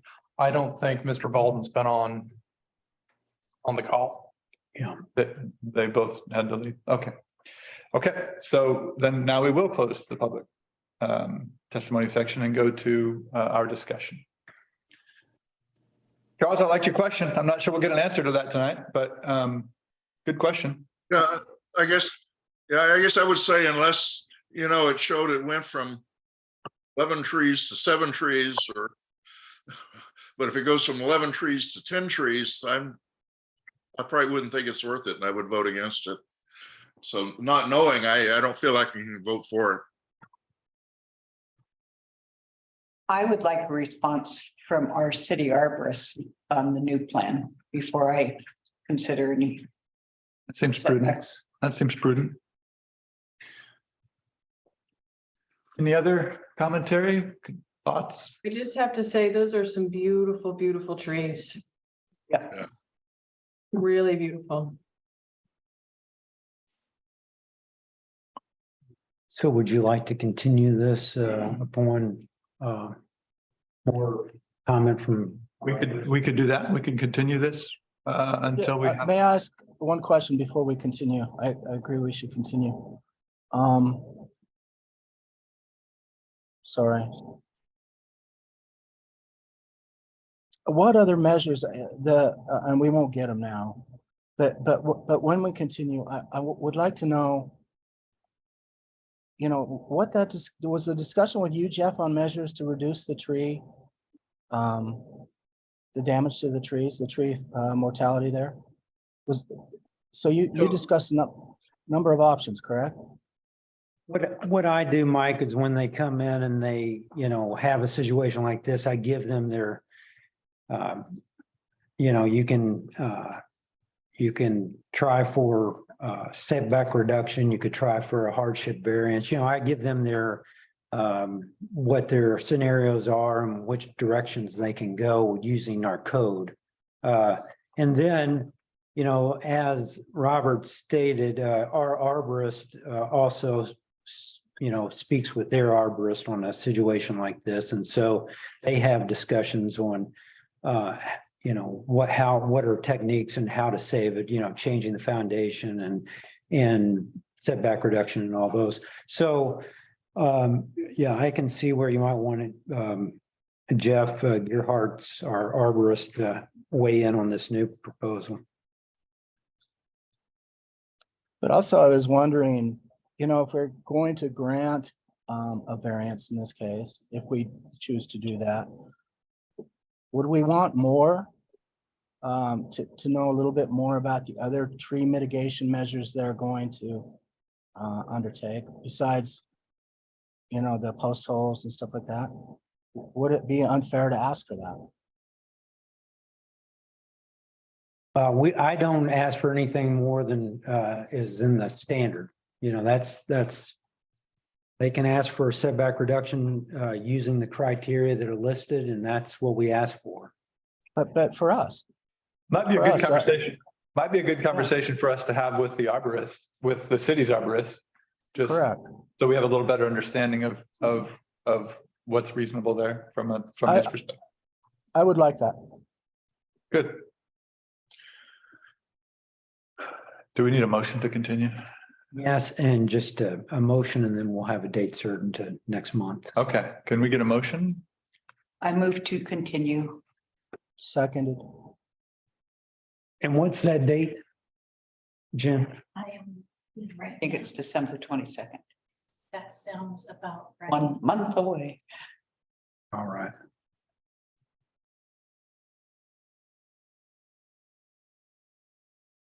Okay, so we have a motion. Did I hear a second? You did. Okay, then let's call the roll, Jen.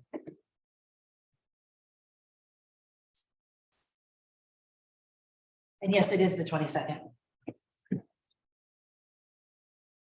Okay, Commissioner Bennett?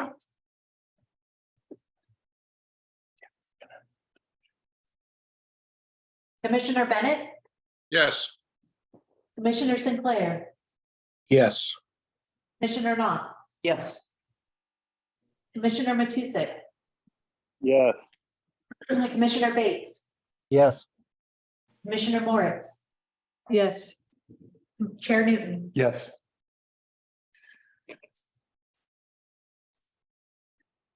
Items move to our next meeting for consideration where we'll have the city arborist answer questions. Give an opinion on the plan proposed. We're moving to the work session. First item is zoning considerations for the Cannon Beach Elementary School Rejuvenation Project. Bruce coming up here to enlighten us.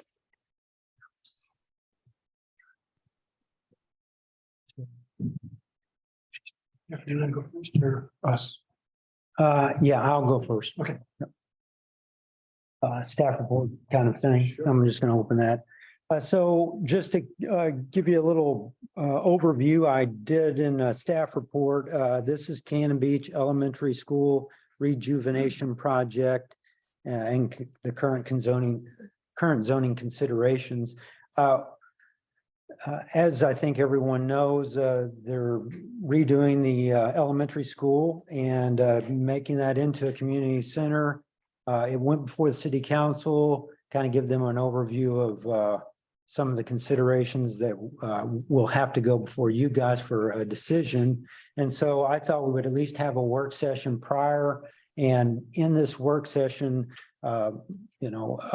it's recognized from early on that there was going to be some off-street parking issues and might need a variance or something around that. So reading through our Cannon Beach Municipal Code, 1778 010B states that requirements for types of buildings and uses not specifically listed herein shall be determined by the planning commission based upon the requirements of comparable uses listed. And I know our off-street parking section of our code is one of those other areas that we all can't wait to get to with the code audit to improve. But I just want to kind of briefly go through that, and I touch on this in page 2 and 3 of the attachment B of the zoning verification. And it talks about chapter 1778 of the Cannon Beach Municipal Code, requires that all new development or redevelopment projects provide for off-street parking. Section D defines off-street parking requirements by type, and this project would be described under the limited available categories as meeting room. And that's really kind of the only thing that is broadly close, requiring 1 parking space per 100 square feet of gross floor area. Based on the 12,950 square footage of the school gymnasium, this would equate to a minimum of 130 off-street parking spaces. If the entire facility was seen in this light, that calculation, I think I gave you a maps of that approximate in the square footage back there in attachment D's. Comes out to about that entire area, about 41,000 square feet if you do the 9x8. So the entire back portion of the site would then have to be dedicated over to off-street parking.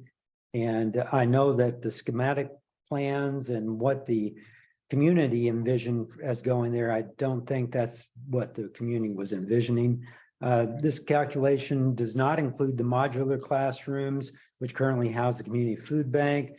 The modular structures were to be retained. Its square footage would need to be determined to generate an updated parking requirement calculation.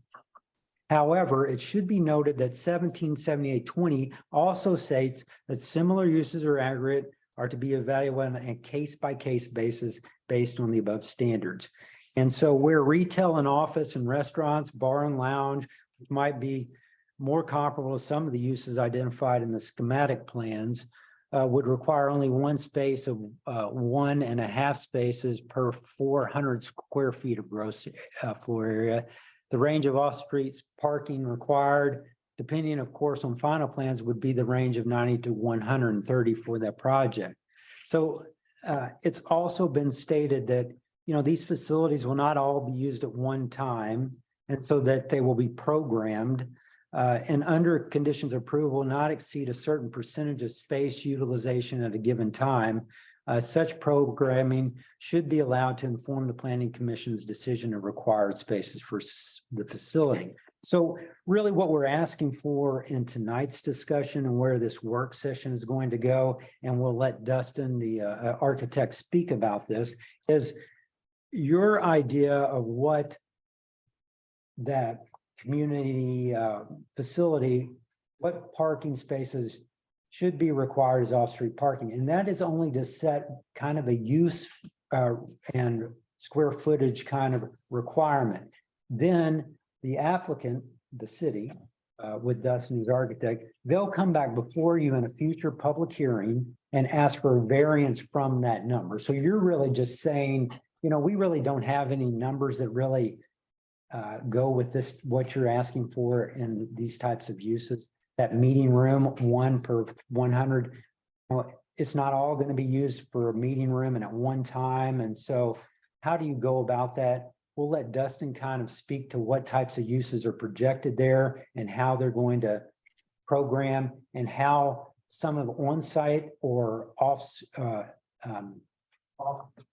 off-street within range of the facility could be utilized as shared parking. And so how that might be taken into this calculation. And so that's simply what I want to kind of touch on as an overview for the project. And then we'll let Bruce and Dustin kind of present the project and what they're trying to achieve there. Great. I'll probably start. Good evening. Right.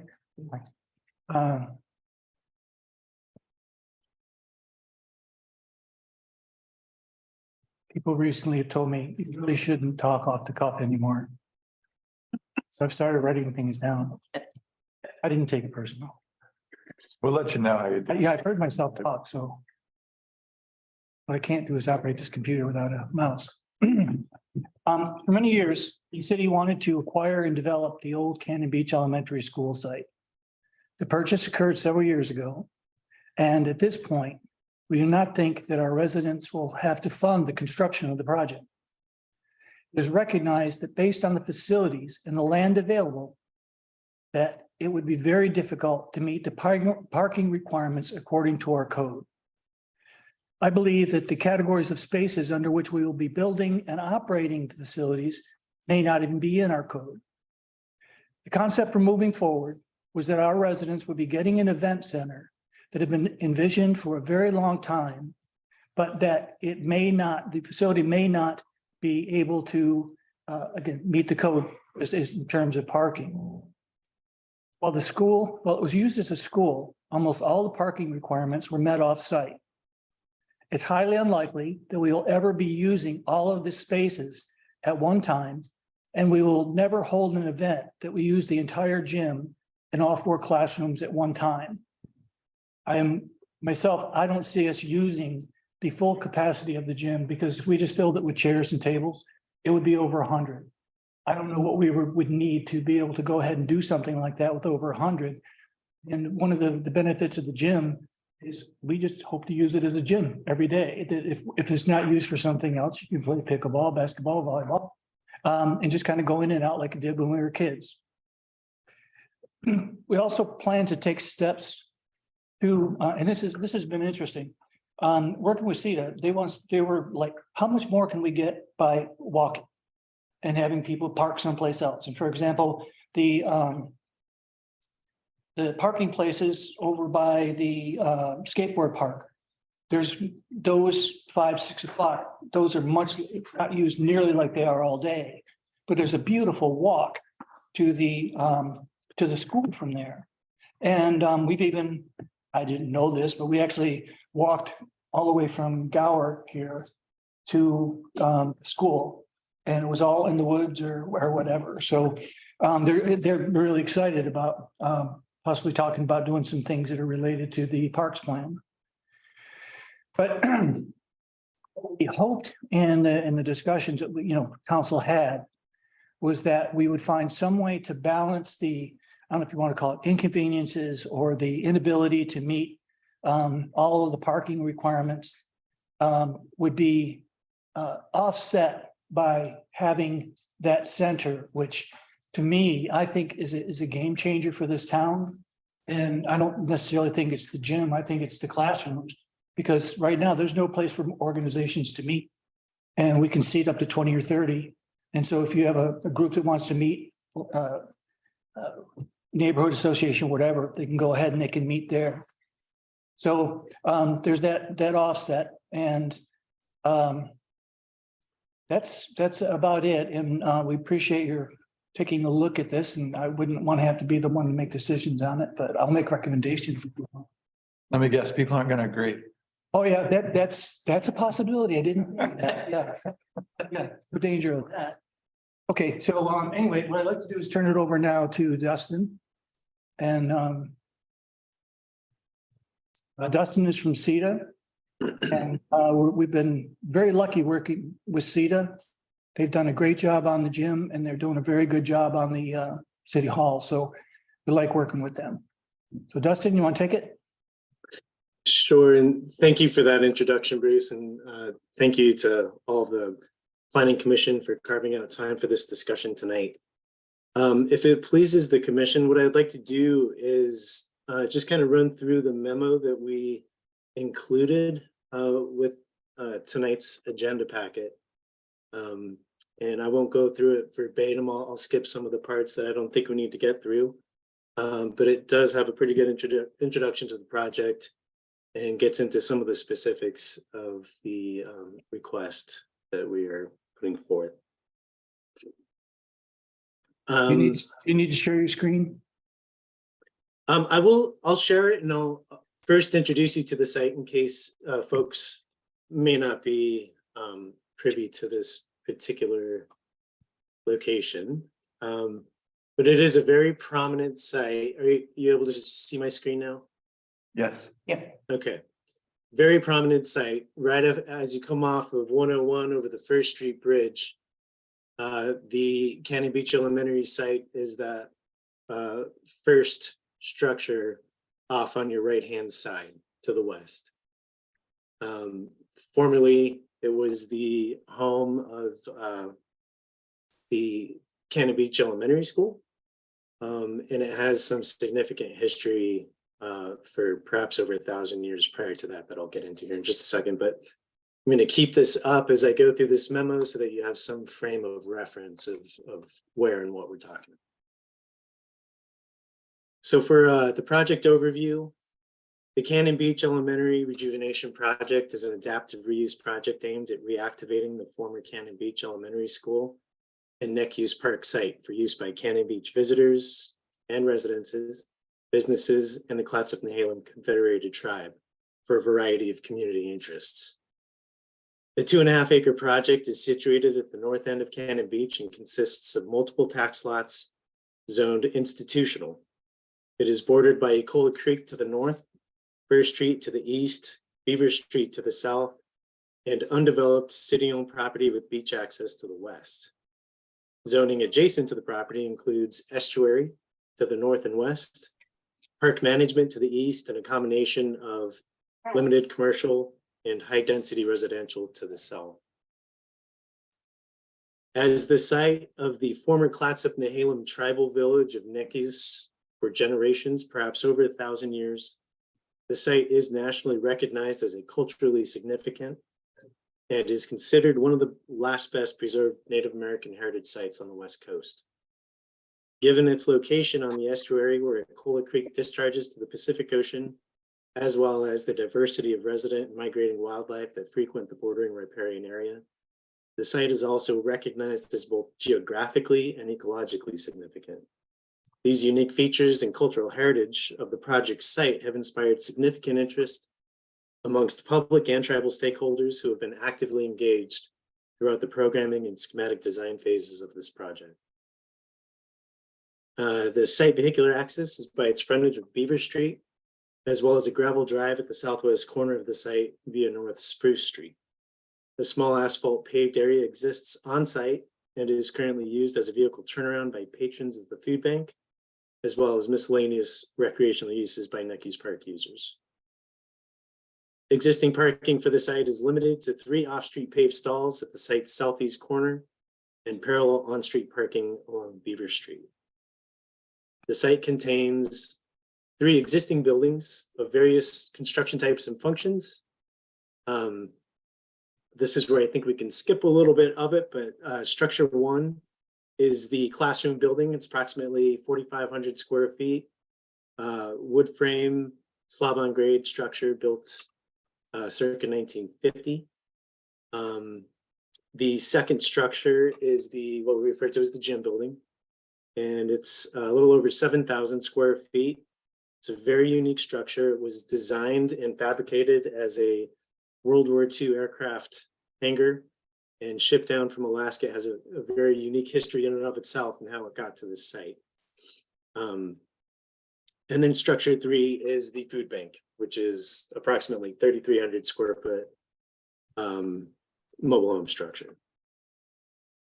So for the variance request, our proposal for the Planning Commission's consideration is to exempt the subject site from meeting the minimum required off-street parking requirements established by Cannon Beach Municipal Code Chapter 17.78.020 in favor of alternate methods of transit and parking described in the next section of this request.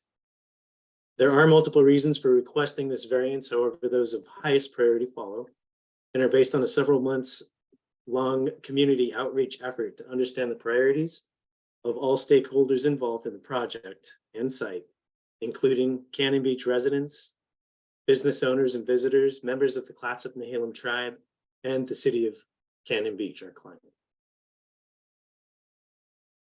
The first, as mentioned in the project introduction above, the Neck-Use site is one of the best preserved and oldest indigenous villages on the West Coast. currently protected by varying depths of shallow sediment. The existence of the village on neck use on this site was documented by the Lewis and Clark expedition in 1806 and verified in recent years via ground penetrating radar by Portland State University professor and archaeologist Doug Durr, also a member of the Cannon Beach, of the Clatsop-Nehalem tribe and a resident of Cannon Beach. The process of installing the infrastructure to support off-street parking, such as storm conveyance, paving, subgrade structure, etc., is expected to result in damage to and loss of artifacts of culturally historic significance.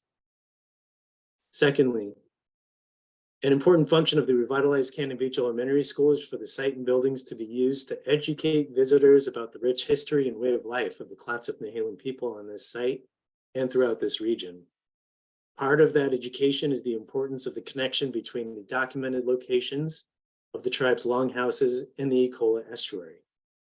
This education, which is expected to spread awareness of this significant piece of Pacific Northwest history, will be all but impossible to convey if it is altered into a new parking area.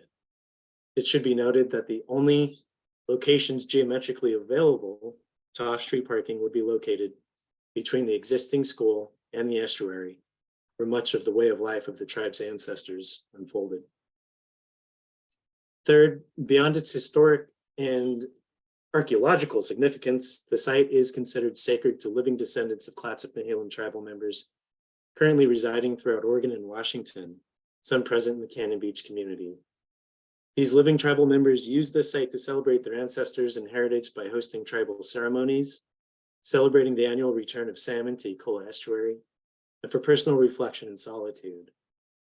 These active members of the tribe have offered significant hours of design collaboration to date to ensure that the project is developed harmoniously with the tribe's values, which precludes use of this site for surface parking.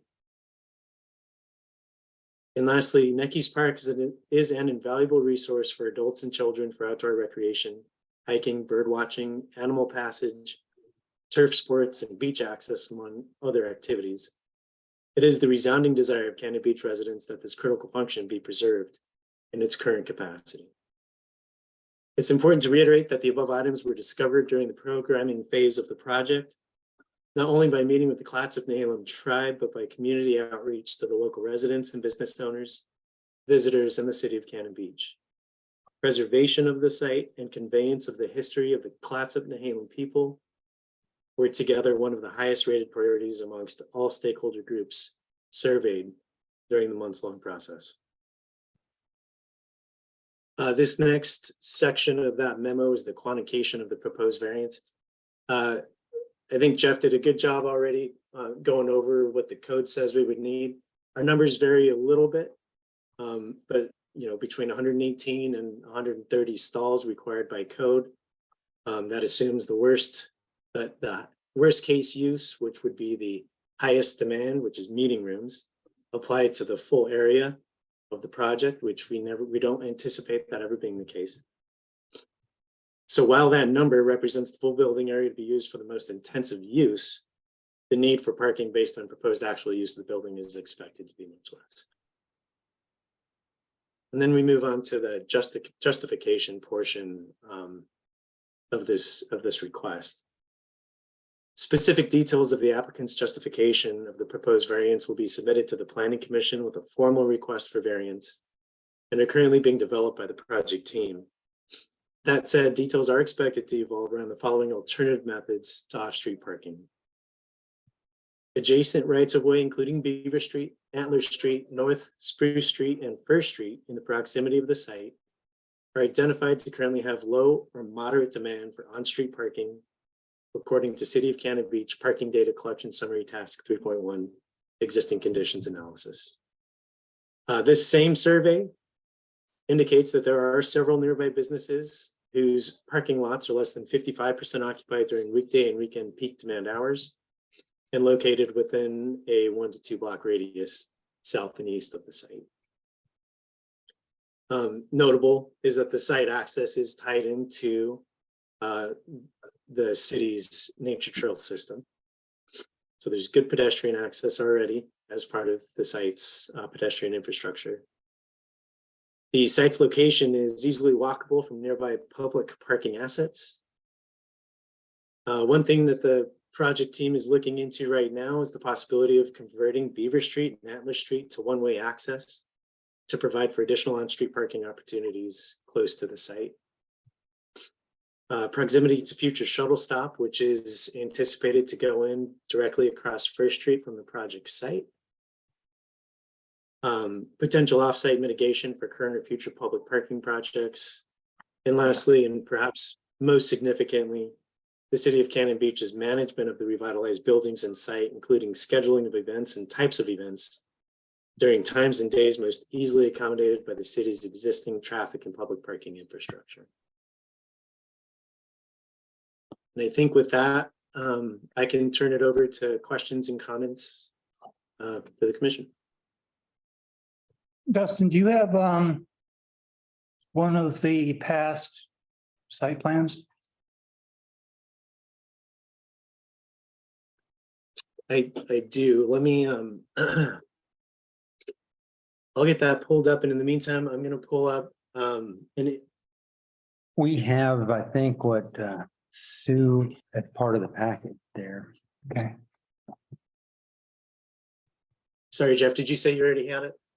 I think there were two already as part of the packet, if I recall. Never mind, Dustin. Oh, okay. But if you look at that, it'll give you an idea of how we're planning on using the spaces and some other. Yeah, attachment A and B show both kind of configurations there of Dustin, I think we're good because they all have it in front of them. I wouldn't mind seeing it on the big screen, just so we're all kind of synchronized. Good. One is attachment A and B. Yeah, it should be. Okay, let me share. Oh, Are you wanting me to share my screen, Bruce? Yeah, if you can. Yeah. Yes, you probably have a better handle on where everything is in your computer. All right, excuse me. And are you able to see this okay? Dustin, I was talking about a design. Yeah, and I will pull that up. What I wanted to show real quick, and I think, yeah, what Jeff was mentioning was included in the packet is a couple of concepts that were shown by Red Plains. If we were to take Antler Street and Beaver Street and convert them to one way, some potential parking gains that we could get along there. I'm going to switch over to Exhibit A because it actually shows a little bit more parking availability. So by converting it to one-way traffic, we're looking at reducing the vehicular drive aisle portion of the street to be about 15 feet less than what is current. That allows us to get angled parking up close to the site and pack the cars in there more efficiently than parallel parking. We have a car passenger unloading zone that could also fit three on-street parallel parking stalls. And then they've gone down, they did a walk of this area and identified the additional parallel spots that we would be able to get that are currently not marked for such. And I think the total that they came up here with was approximately 22 stalls by converting those streets to one way. I'm going to stop sharing real quick while I get this other image. I want to, while you're doing that, Dustin, I want to talk about how we ended up considering one way and some other things. When we look at the site, probably most of the access is going to be from the south, especially if it's going to be pedestrians. There will be some from the north, and it'll be a welcoming place from the north, but we think most of the parking and stuff is going to be south. And when we're trying to develop an entrance, roadblock right away was that the south wall of the gym is 5 feet off of the road. So we had 5 feet that we could work with, and that's probably going to need to be used for on-site mobility. And so we were looking, what else could we do in this location? It's not a high traffic area. And so there was consideration for taking 15 feet of beaver and assigning it to this site in some form of fashion. That would give us enough room to have a congregation area out front, which we think is going to happen on its own, and hopefully make a better experience for everybody there. It also solves a parking control and access control problem for us, because instead of having people coming in from two different directions and then meeting, in the middle, you'll be coming in Antler, and it'll be one way around to Fir. And that will, we have it going north on Antler and east on Beaver, because it was originally the other way. And what we've realized was that if cars are coming in to the site and they stop right there at the drop off, then anybody that's trying to get by on Fir is stopped until everybody gets out of the car. And so we've developed a long queuing system by doing it that way. And by going to the one way, as Dustin's already said, it allows us to pick up some parking, and it kind of slows down traffic. It's a traffic calming effect when we have, a lot of people around in that area. So what I'd like to do is, and this is on me, I didn't ask Jeff to make this part of the, what do we call it? The workshop. And so if we can agree that, we can consider that, so we can come up and talk to you, come back to your next meeting, that would be great. But I think the only thing we advertised was the parking, right, Jeff? I know this is just a work session. You Okay, but whatever you like with the project. Yeah. But I prefer to bring things to a work session, make sure everybody saw it first. We'll have the discussion now. And you'll see, I think that there's two elements that do come to the planning commission. That is a one-way and the parking waiver. And Jeff, what was the third? It would be, so they'll get a comment on if you're going to do a one-way direction or whatever on street movement, traffic movements, and then the second is the off-street parking variance. Right, and the third thing that we'll be talking to council about is the reallocation of the 15 feet of the right of way.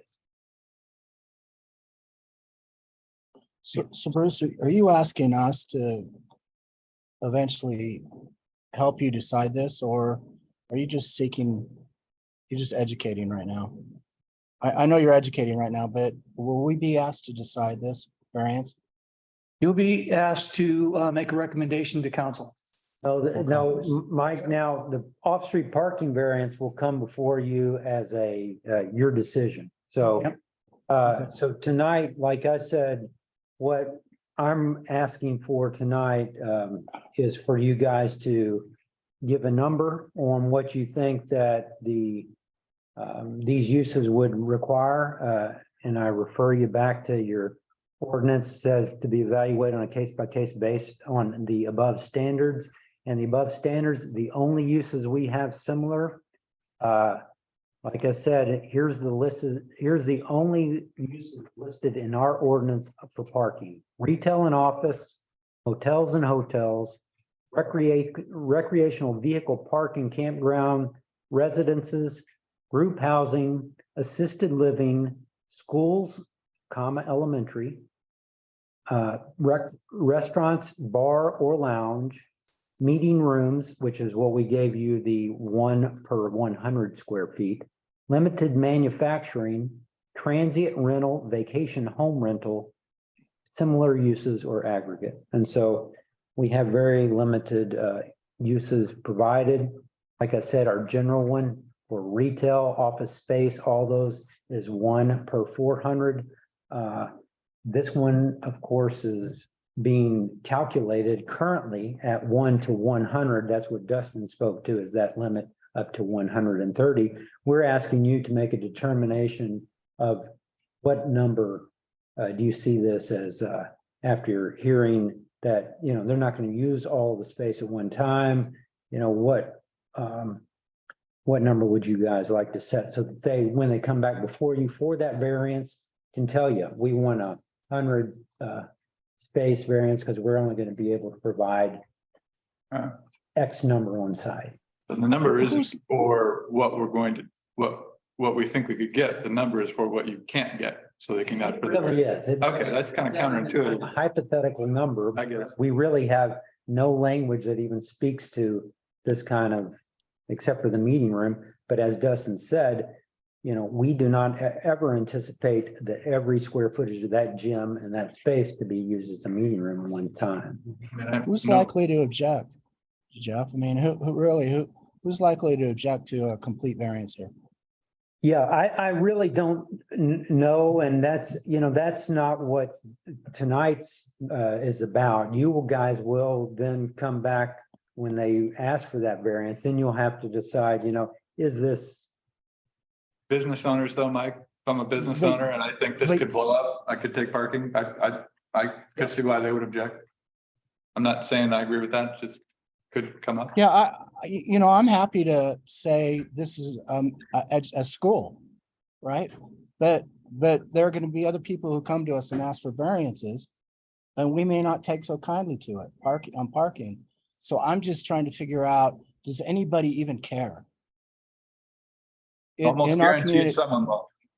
Almost Okay. guaranteed. I mean, I think we just, given our experience, we have to assume. Yeah, and so Mike, just for that one that you just mentioned, you know, the difficulty with that is, say if you wanted to classify this, you know, whatever the entire classroom areas as school, as the use, you're going to calculate your off-street parking. It says one per employee or teacher. So how, that doesn't even equate to what we're talking about. Well, there will be a group leader or an organizer per, I mean, these are community development opportunities, right, in education? What if we I kept thought it? that- Go ahead, Mike, sorry. Well, I just thought I heard, go ahead, Clay, sorry. Rock, scissors, paper. Yeah, you got me. Okay, so what if we just keep it real simple? You're suggesting meeting rooms, sounds like it's being proposed as meeting rooms. We have what, 24 spaces on the street or something like that? Dustin, what was the number you thought that? 22. But Up to 22, yeah. Yeah, but recall, that's not what we're talking about tonight. That's- Right, but then if you take 100, if you take the 130, take 22 off that and go for that would be your variance. I'm not saying that's defensible, but I think it's as defensible as anything else we could come up with the information we have. You know, Can I make a question? So why would the entire square footage be considered a meeting area? So if it's a gym, it's a gym. Let's say that's not part of the meeting area. That would reduce the square footage Yes. that you're requesting. And that, Mickey, is what I was suggesting, I think, in the staff report, is that, you know, if you do see the meeting area as, you know, say the school area, even, you know, say 75% of that portion, we could take at 1 to 100, but then the other area, like the gym, you know, let's say you guys make a determination tonight that that's not going to be used at that level of capacity, so it should be seen at 1 to 400 or 1 to 800. You know, so you make that determination for that square footage, and then we can use that number as the calculation for what you just described, where they weigh off of that. So we end up with a number based on square footage, as Mickey is suggesting, and then maybe it's not 70 or 80, whatever that calculation comes out to. Then they come back and ask for a variance from that number. And folks, I think Aaron got kicked off again, if you want to look for him and see if he's on.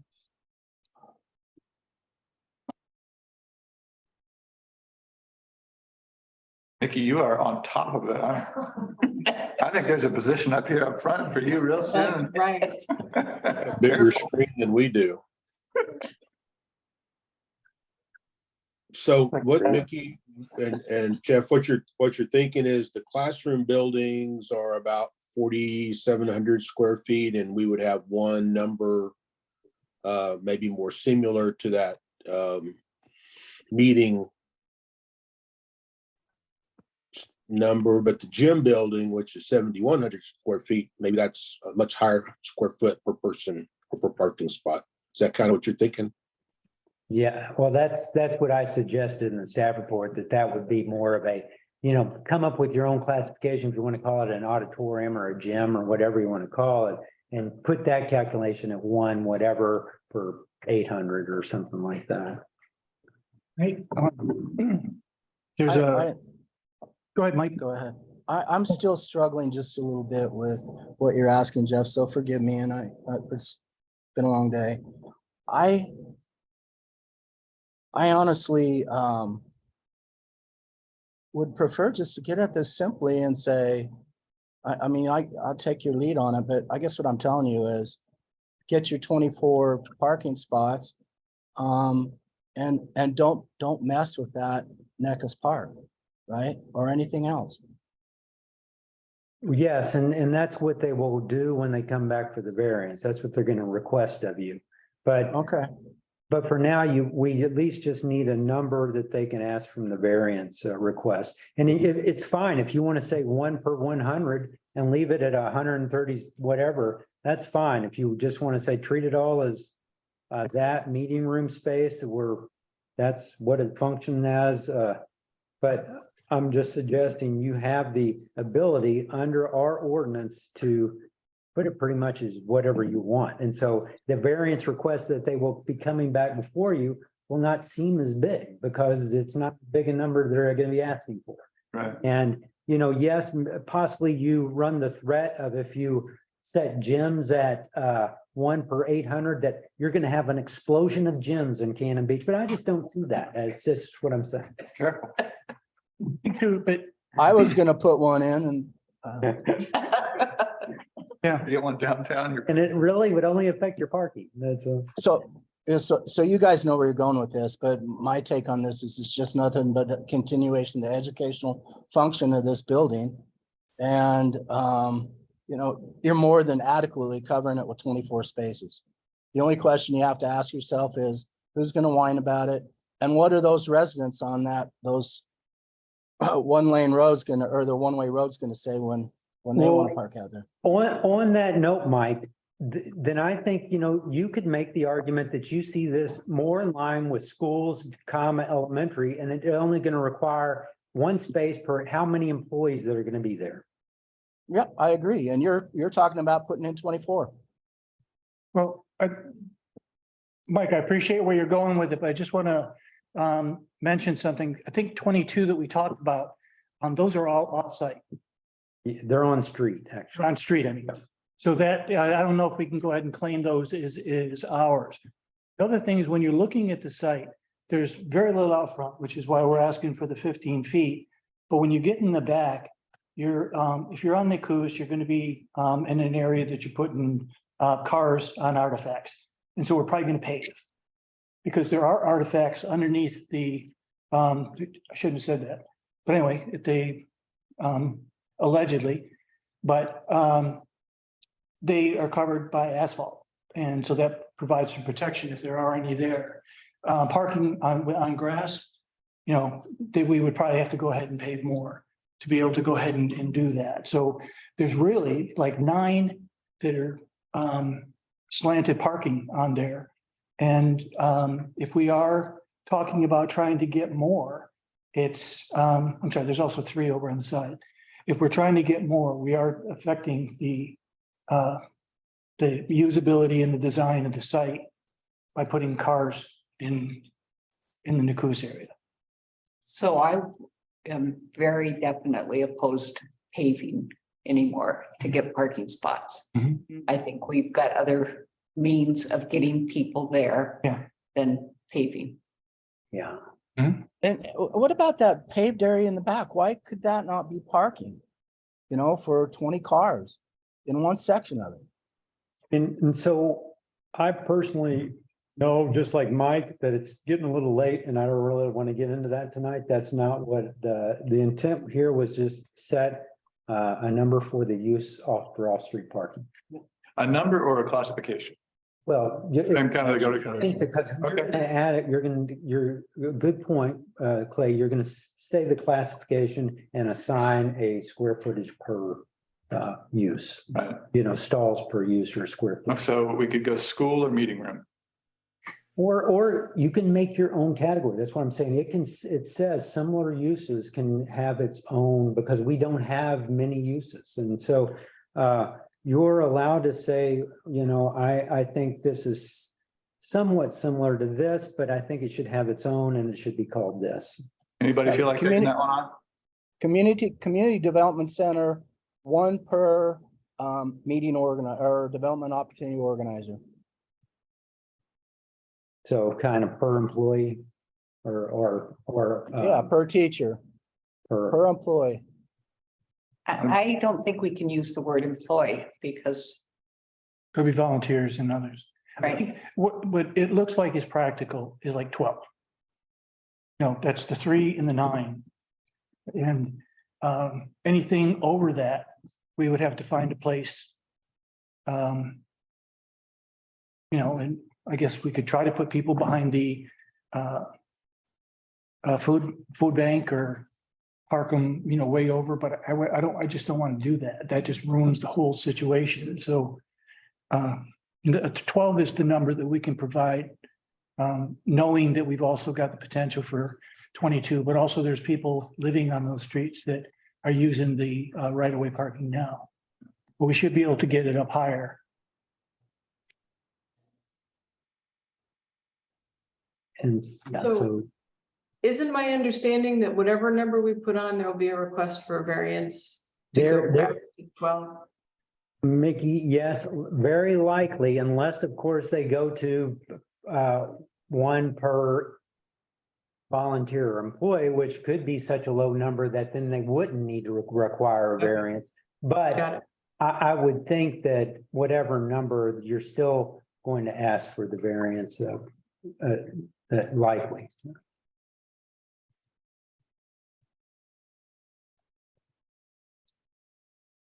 So Bruce or Jeff, how does the conversation from earlier about parking down by the skate park and utilizing the pathway, does that factor into any of this consideration?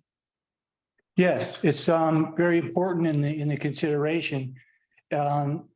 Because we're trying to go ahead and promote, you know, walking and that sort of thing. And but we just can't count it. because it's off-site. Yeah. So broadly, just to summarize, we're gonna get a variance request at some point saying we can't have as many parking spots as the code requires. Based on the code that's in place, here's what's needed. Here's what we can provide. We needed, and we're being given a running start at this basically to make sure that, you know, the city isn't walking down a dead end relative to how we'll view the variance. So by figuring out how we want to classify these buildings, we can give some guidance as to how many parking spots they'll need. And then they can therefore structure their variance around that. So we're basically making the argument before the case. Right. And so, well, what you're doing is, you know, you're setting the parameters from which they're going to make their arguments. So, you know, I would suggest just a recommendation is that the classroom area could be seen as educational space. That's one per volunteer or whatever. Then the gymnasium could be used as, you know, community center space or whatever, 1 per 400 of the general, which is our general whatever. And then that just sets the number. We'll have a square footage number for the gym, then we'll have volunteer number for the other, and then they'll know what their variances could be requested. Will those Zumba classes that are at the tennis courts go in there, you think? Very easily. Yeah, so again, education. And the whole site, whole Niku site is going to be very much resembling an Indian village, and that's a big part of the draw. And education. And education. Thanks for Mike.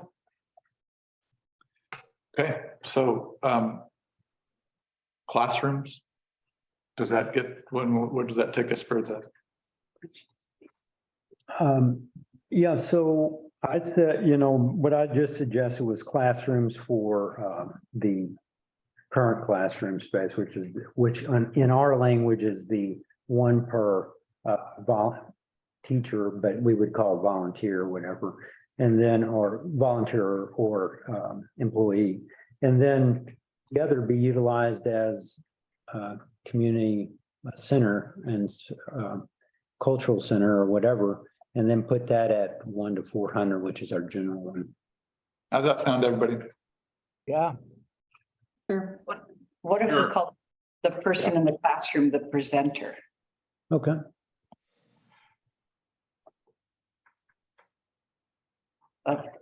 Yeah, I like that. Okay. And somebody want to just kind of make a motion on that? Oh, it's a- Consensus. It is getting late. So we have a consensus? Yes. Yes. Well, do we have a consensus? Is there anyone who doesn't like what we're talking about here? Okay, I'm not seeing hands or voices. We'll call that a consensus. Okay. Thank you, everyone. Yeah, Yeah, thanks. thanks for the good work on that. Wetlands in Cannon Beach, our next work session item. Weapons? We could spend hours on that. Yeah, so I just wanted to run over the current language and current conditions. So how many, kind of totals. So I'm going to briefly go through this. And then I'll have some questions at the end for you guys on how you want to move forward with it. But basically, I want to kind of touch on the current language and how it works. So wetlands is 1743, wetlands chapter. And if you could move that, or yeah, there you go. Maps, the language says the maps delineating the wetland overlay zone boundaries shall be maintained and updated as necessary by the city. Cannon Beach local wetland inventory maps dated September 20, 1994 shall form the basis for the location of wetlands. The wetland overlay zone includes both wetland and wetland buffer areas, which abut wetlands. The wetland buffer area has a width of 5 feet measured from the outer boundary of the wetland.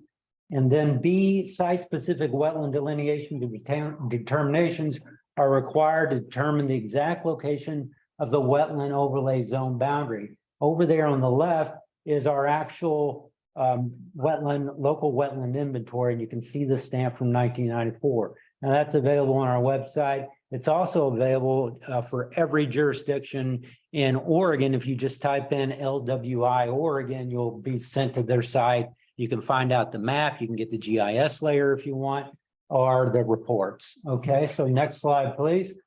And so this is what that looks like. So that first page is the cover page.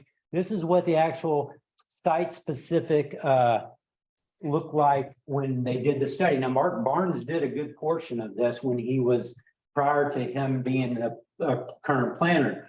You'll see that if there's an identifier number, a site identifier number, tells the location, talks about the acreage, the National Wetland Inventory, and then the key over there, the legend to the right, tells you what each one of those means, what type it is. Then you go into your, of course, tax lot type of information, but then you'll see this next thing, all those columns with the L, the M's, and the other terms. That's whether it's a low or moderate or a high kind of significance. And then those final columns are, is it a significant wetland? That's a Y, that's third column over, or an N. And then the degree of that. And so they're low, hot, medium, and high, and the other sites number on there. So next one, please. And so this is what it looks like on our GIS. And so if you go into our map function on your, from the city's website, you click over there on the left, you'll see under the catalog tab, local wetland inventory. If you highlight each one of those, you'll have the wetland document where you can download and click that. The wetland stream inventory, which are the little blue lines there with site specifics. And then the affected tax lots, which is a wetland lot of record, which are the things in purple. So the green are your wetlands from your LWI, your local wetland inventory, and the purple are local wetland lots of record. Next slide, please. And so then it says a wetland lot of record is a lot or contiguous lots held in common ownership on August 4th, 1993, that are subject to the provisions of this chapter. A wetland lot of record includes upland portions of the contiguous property that are not subject to the provisions of the wetland overlay zone. So you get that? Upland is not in the wetland overlay zone. Next slide, please. So this is a wetland lot of record, that purple that's on your thing. It says, click the next thing, please. That means that the old local wetland inventory showed that there was a portion that was at some wetland classification on there. Next, please. So when we see that, we say, hey, you need to do a wetland delineation if you haven't done that in the past 5 years. You need to do that. So you get an expert, they go out and delineate that wetland. And so on that wetland lot, right, we now have a new wetland delineated wetland. Next, please. Then there's a 5-foot buffer from that perimeter, right? So next, please. And then that goes, of course, off to the Army Corps of Engineers, the Department of State Lands, and then they give us a letter of concurrence if it works or not. And if it is, well, then you have your wetland overlay zone, and then the remainder is just an upland area of that lot. Next, please.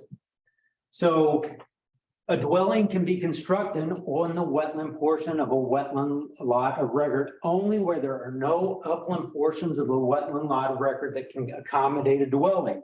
The following examples illustrate how the wetland lot of record provisions are applied. Okay, so then it gives you this example. Okay, and it says a 15,000 square foot wetland lot of record consists of 3 platted 5,000 square foot lots, all of which are entirely of wetlands. What's the odds of that? Very, very little. So what we're saying, what does that mean? Really? So if I've got 1 square foot where it's delineated that's not in the wetland, I've got some upland. So how often would that really in true practice ever happen? Whoever wrote this ordinance, I'm just saying. Okay, 1 dwelling unit is still permitted. Even if the entire thing is underwater, 1 is still permitted. Even though our building official says, and he gives me the code that says that's no longer allowed in Oregon building. You cannot have water underneath a structure. So we've got issues. We'll be working through this in code audit. So next, please.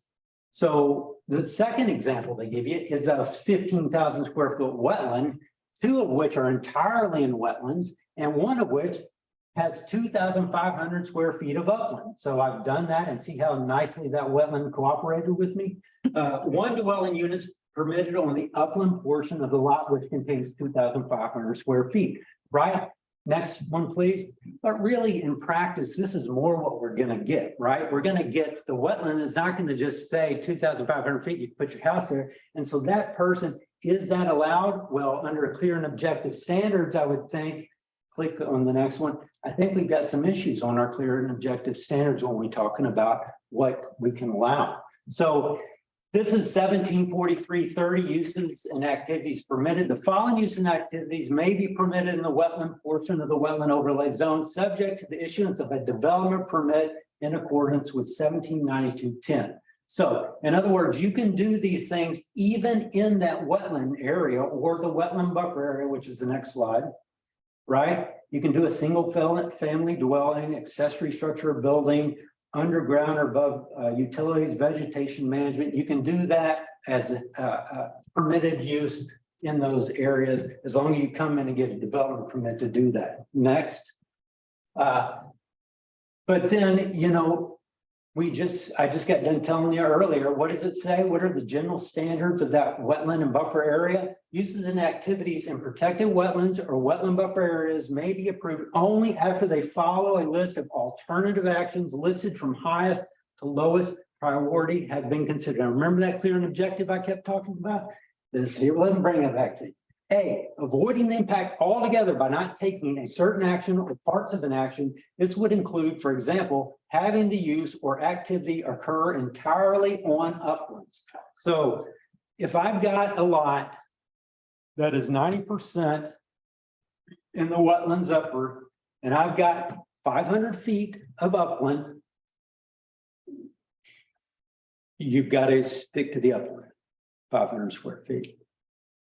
Is that what that says? Avoiding the impact altogether, A, by not taking a certain action or parts of an action. This would include, for example, having the use or activity occur entirely on uplands and not an or, and minimizing impacts by limiting the degree or magnitude of action and its implementation. This would include, for example, reducing the size of the structure or improvements so that protected wetlands or wetland buffer areas are not impacted. 3, and 2, where a use or activity can be located in either the protected wetland or the wetland buffer, preferences shall be given to the location of the use or activity in the buffer. So it's saying whatever you do, try to keep it to the uplands. And yet, you know, portions of this ordinance talk about if it's entirely in the wetlands, you know, you can build on the wetland. So next, please. So best case scenario, just like I said, it's all up there. They agree and they come in. Next one. That third example, 15,000 square foot, and this is still in the ordinance, right? Lot of record consisting of 3 platted 5,000 square foot lots. One lot is entirely a wetland.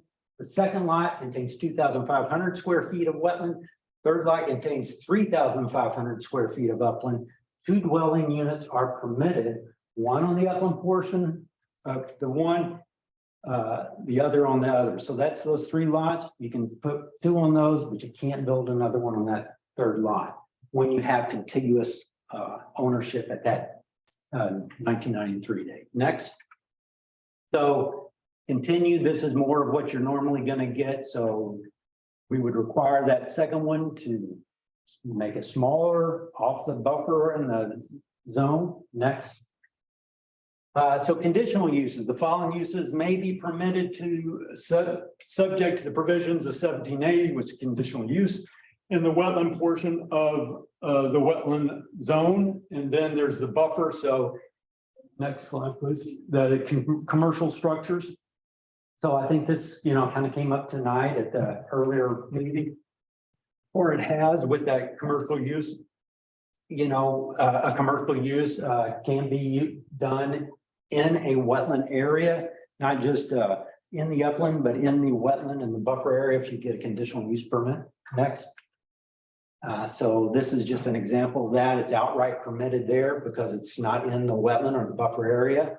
But if it wants to go into that next slide, buffer area, then it has to get a conditional use permit on those. Okay, so next up. So of our total tax lots in the city, there's 260 wetland lots of record. Okay, so those are those things that I showed, you know, purple. Vacant wetland lots of record are 67 of the 265 total remaining right now.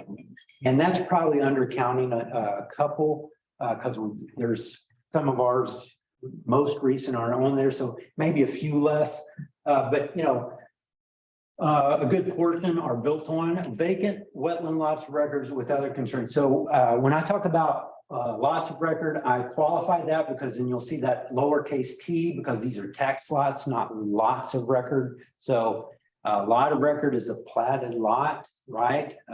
And not just a tax lot or how somebody's got a deed restricted or deed on that. Next.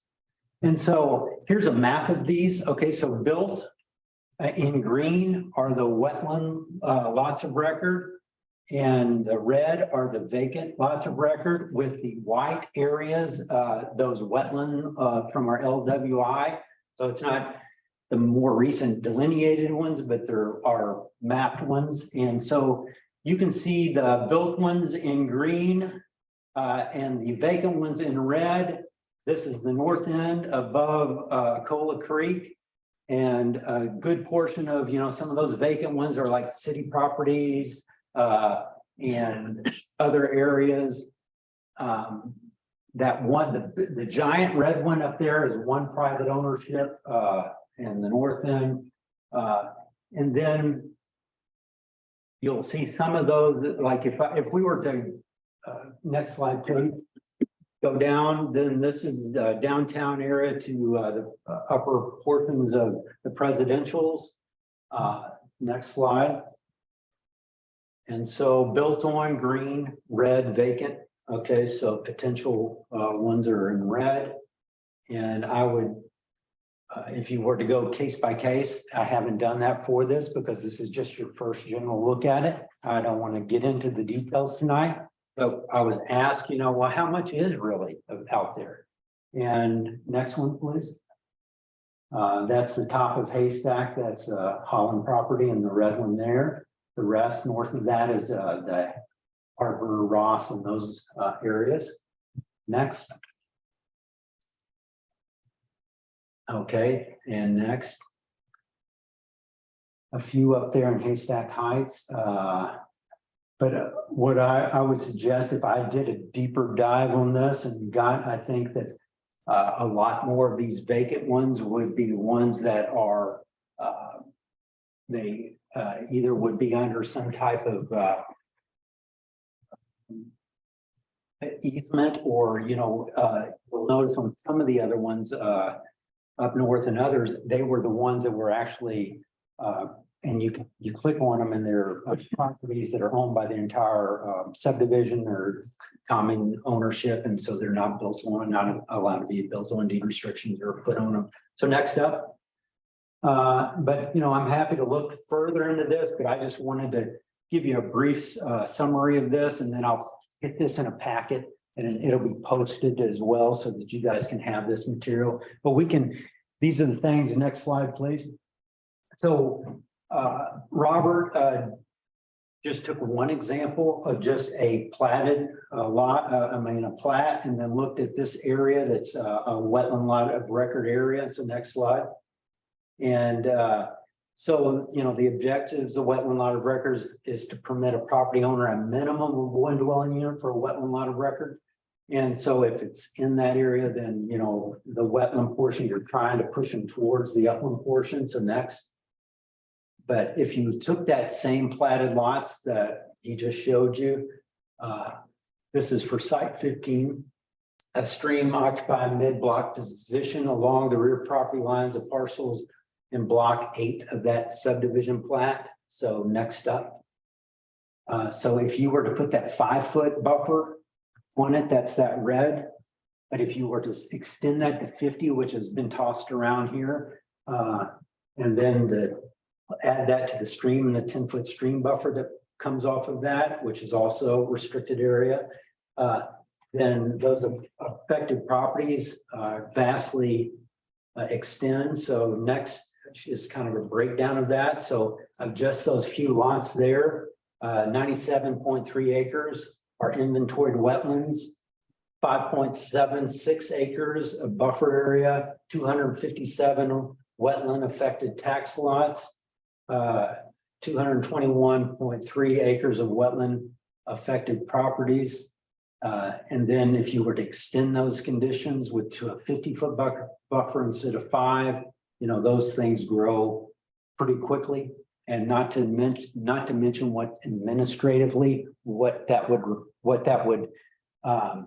do to that property owner. Let's say I'm in a property that's 50 feet away from a wetland. And now what does that buffer really mean now that it's on my property? What does that mean? What does that restrict me from doing on my property?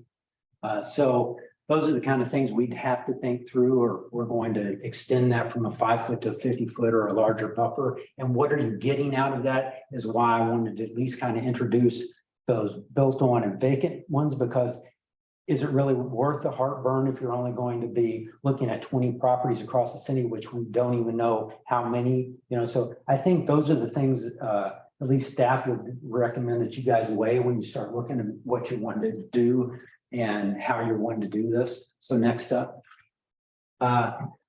So this is the Oregon Goal 5 requirements. And so you're to inventory the sites, local determinations. Like we said, we did this back in '94. And when they did that, then that's why the ordinance is written the way that it is. It needs to be updated every 5 years for anything that shows a wetland lot of record or area. So we do that, we adopt a new thing. So next. Conflicting uses. I won't get into all this, but that's Oregon 66023 40. And this goes into if there's conflicting uses and, you know, what's a significant resource and impact areas. Next up.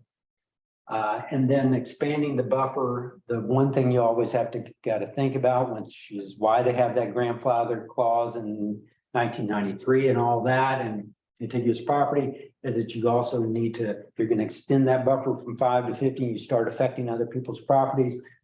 You might get hit with a ballot measure 49, which is takings claims. And so that's another thing we would ask Bill about, whatever, if we need to do anything on that area. So next up. So when I'm thinking about where you guys want to go, I think you guys discussed last time about setting up a task force, what the composition of that task force might be. You know, who do you guys see as being on that task force? What is the timeline that you're expecting some kind of recommendations to come back to you for that task force? And then is that going to require any kind of budgeting, or who's going to man that or help with that task force? And then the integration of that with code audit and the other things that are going on. So I just wanted to touch on those things. Happy to take direction on where you guys want this to go, but those are at least kind of the big questions that I would like to get some answer to. If you're wanting to do this, you know, at least in the next meeting, or how you want to move this forward.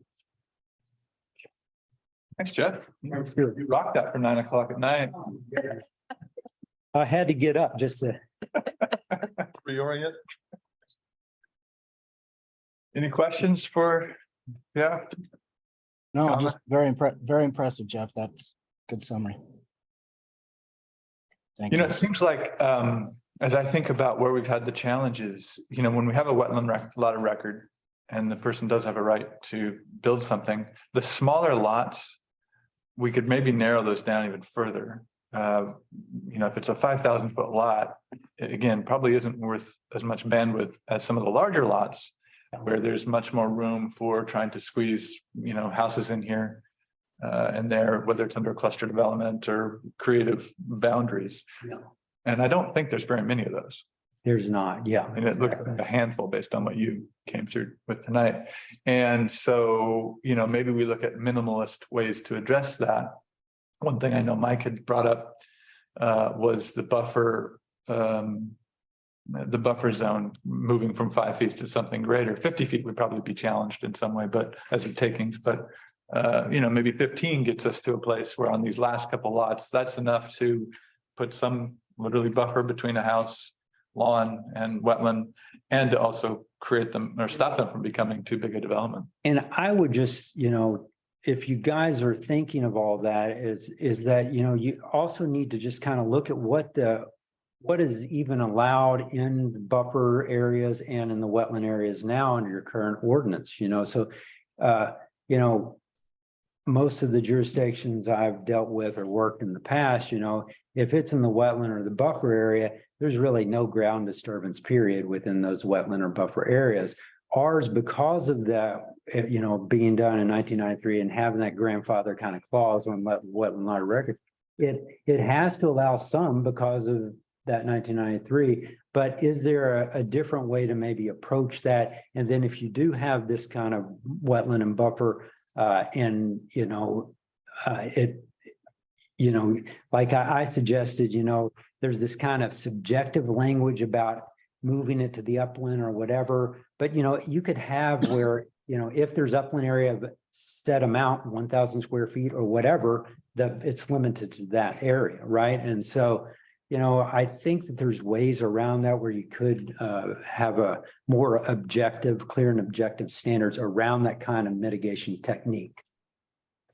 Yeah, for sure. Clear and objective, you know, whether it's the size in the upland area or buffer, or maybe a combination of both might be the easiest way, and yeah, definitely most well effective given the time we had before we changed the whole zone anyway. Mike, I know you were, this is a particularly important issue to you. Do you have anything you'd like to add or a direction you'd like to see us go? A couple of things. Again, I want to thank Jeff for very good data. Thank you. That would be very helpful. We actually had a couple of options ahead of us. One was a task force, which would put whoever is assigned to it in a position where they follow, they're acting actually on behalf of the planning commission and have to follow all the notice requirements and stuff like that. The other was just 2 or 3 of us getting together informally and trying to come up with a proposal that is reasonable, reflecting both sides of the argument, and presenting it to the planning commission in a working session and going from there. I know Mickey expressed an interest in it. I'm interested in it. My preference would be to get a couple people offline and talk about it, those who are interested, and not do this under the auspices of the planning commission until, we have a little bit of data going forward and some good ideas and maybe some proposals to put down. Mickey, how do you feel about that?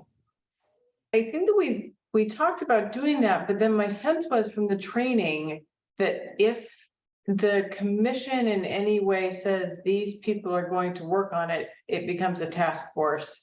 Does anyone else recall that from our I do. training? Yeah, I think Bill reinforced that Names also. on it. It's a task force. So we can just keep coming back to it, through our work session if we want. And, I know there's some people in the community that are very interested. But we do have to stay public with it. And I don't think absolutely. I don't think that stops you guys at all from doing what you're saying, where Mickey and Mike come forward with their recommendations of, there's nothing wrong with you guys doing that. Yeah, absolutely not. As our starting point, And then they present. Yeah, it just would be presented in the work session as the, what we're working from. Yeah, as long as we're not going to run into a meetings task force issue, I'm fine with that. So my recommendation would be anybody who is interested, submit to Mickey, or me. I think Mickey, you have much more organizational ability than I do, but and then, let Mickey decide among us, not formally as part of this task force, recognizing that we can't go over 3 people for this working, these citizens doing a little bit of work off on our own. Does that make sense? Yeah, but let's not say task force at all. Yeah, I wouldn't say task force. This is just a group of us who have an interest Community in a topic. science. Yeah. So I was thinking, so I've done a fair amount of digging into this because I think everybody's probably got some interest in this topic. There's a lot of stuff out there that you can find online pretty easily. One of the things that I was wanting to propose, or at least mention, was some of the more, I think, robust policies that I was able to find actually have an element where you can rejuvenate or repair damaged wetlands in one area of the city, and in return for being allowed to do something on a lot. So if someone wanted to build in a particularly wetland-like area, would it be possible for us to come to a plan that said, we're okay with that as long as you support enhancing wetland in another part of the city so that we get a net benefit? That doesn't. Well, I think, Attorney, I've seen that done a lot, and I would say it's usually a cheap trick, to be honest. If as a last resort, if somebody has every right to build, yes, mitigation should be required. I mean, the way I look at it, instead of saying one house should be an outright allowed use, even if your lot is entirely wetland, what it should be is you need to mitigate for whatever amount of wetland that you build on, because you are allowed to build one house on your wetland. So it should not be elevated, mitigation should not be elevated to the level of outright trade, but it should be the backup plan. Agreed, or the minimum. So does Well, anybody you know, object go ahead, to Mike. that as process? I mean, I really have an interest. I think we need to do it informally. I think Mickey has that interest also. If anybody else has an interest, recognizing we can't accept everybody. Sure. Because of meeting rules. If anybody else has an interest, let Mickey know. Just because we've got Jeff here, and I think this would be helpful for those people who do want to be a part of that conversation. There is a house in my neighborhood that was built in wetland, and they are now experiencing flooding. My personal opinion is that that is because the footprint of that house is much larger than the house it replaced. So I think it would be as helpful to us to talk about, you know, buffers and one house versus no, or where they put the house, as how they put the house on a lot in a wetland. The difference between a slab foundation and being set on piers, posts and beam construction versus some other types of construction, because those wetlands are not allowed to drain if you have a big chunk of cement there. It pushes it somewhere else onto a public street, and then they rant and rave to the city that it's their fault that they're flooding. So I think that, you know, in a comprehensive conversation, we should definitely talk about how the city allows structures on those sites if you are going to put them in there. Anything, Jeff, do you agree with that? Yeah, I think Makes that's sense. part of the discussion, yeah. Okay. If you're gonna. But Mickey has been unofficially designated the not chairman She's shown of an the interest. task force. The Let's just say- non-chairman of a non-task. Citizen science. Let's just say Mickey and I are going to take off with this. And if you're interested, you know, let us know. All right, just make sure it's. Just Not would you, official, would you just guys citizens just, getting together for coffee. just let us know prior, Mike and Mickey, when you would like it on the agenda, you know, is Okay. it, you know, if it's a standing work session item or whatever, just let us know so that we'll be able to help you. And if you need more data or things like that, maps, just let us know that as well. Or if you know, if you want tips on the best municipal code sites that you can purview that, you know, there's ones that collect those. Anything else on this? Nope. Okay, let's move to the tree report. Is there anything you guys have on? the Yeah, tree? great work on that again. What I just saw, there was one property with 5 dead trees. Where was that? You know, 5 dead trees. I want to say that was probably the RV park there, the Sea Ranch RV park. Okay. All right. A very encouraging month. Okay, ongoing planning items? you know, it all keeps going. You're ongoing. Well, you know, you got your TSP that did get approved, and so I think that's a big thing. The ordinance will go through next month. So that's to be adopted, and That's great. so that's a big win. And I think, you know, on that note, we'll go in January for the city council and kind of a priority session with them as targeted for the TSP and parking. And so get their kind of thoughts on what are the projects they want to move forward. And then we've got the code audit that's going there. We've asked them from that joint session also to draft up language to extend their contract to do the actual changes. We got that back this week, so we hopefully will get that on the council's agenda for approval. And so that will be moving forward as well. And then if you guys do not haven't signed up for December 6th for the North Coast Housing Summit in Seaside, there's a coastal meeting from Columbia, Tillamook and Clatsop County, elected officials, their building community, everyone to talk about affordable and workforce housing and what's being done and what they're trying to achieve. And so that's pretty much it, I think. Okay. That's December 6th. Yeah. Planning project timelines is on the. Yeah, I think that's kind of. Just talking this, okay. that, yeah. Along the note of timelines, we are next Thursday for a review of the Exactly, good. the tentative. Yeah, we'll get a notice of that out and I'll try to get those to you as soon as possible because, you know, I got nothing else to do on Thanksgiving. So I'll get that to you. Football game.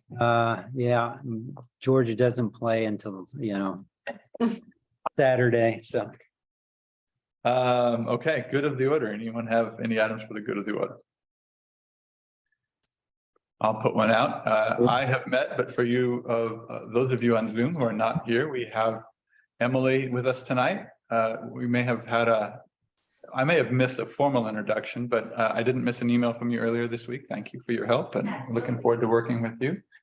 I heard someone say earlier tonight, oh, that meeting, that particular agenda item went long. I'm like, oh, no, it didn't really. So Short. this was a short one, right? We're not, well, we are pretty long-winded. Anything else for the good of the order? Okay, then we are. Thanksgiving. Happy Thanksgiving, Happy everybody. Thanksgiving, everyone. Thank you. Good Bye-bye. night. Thank you. Bye. Good night, everybody. Thanks.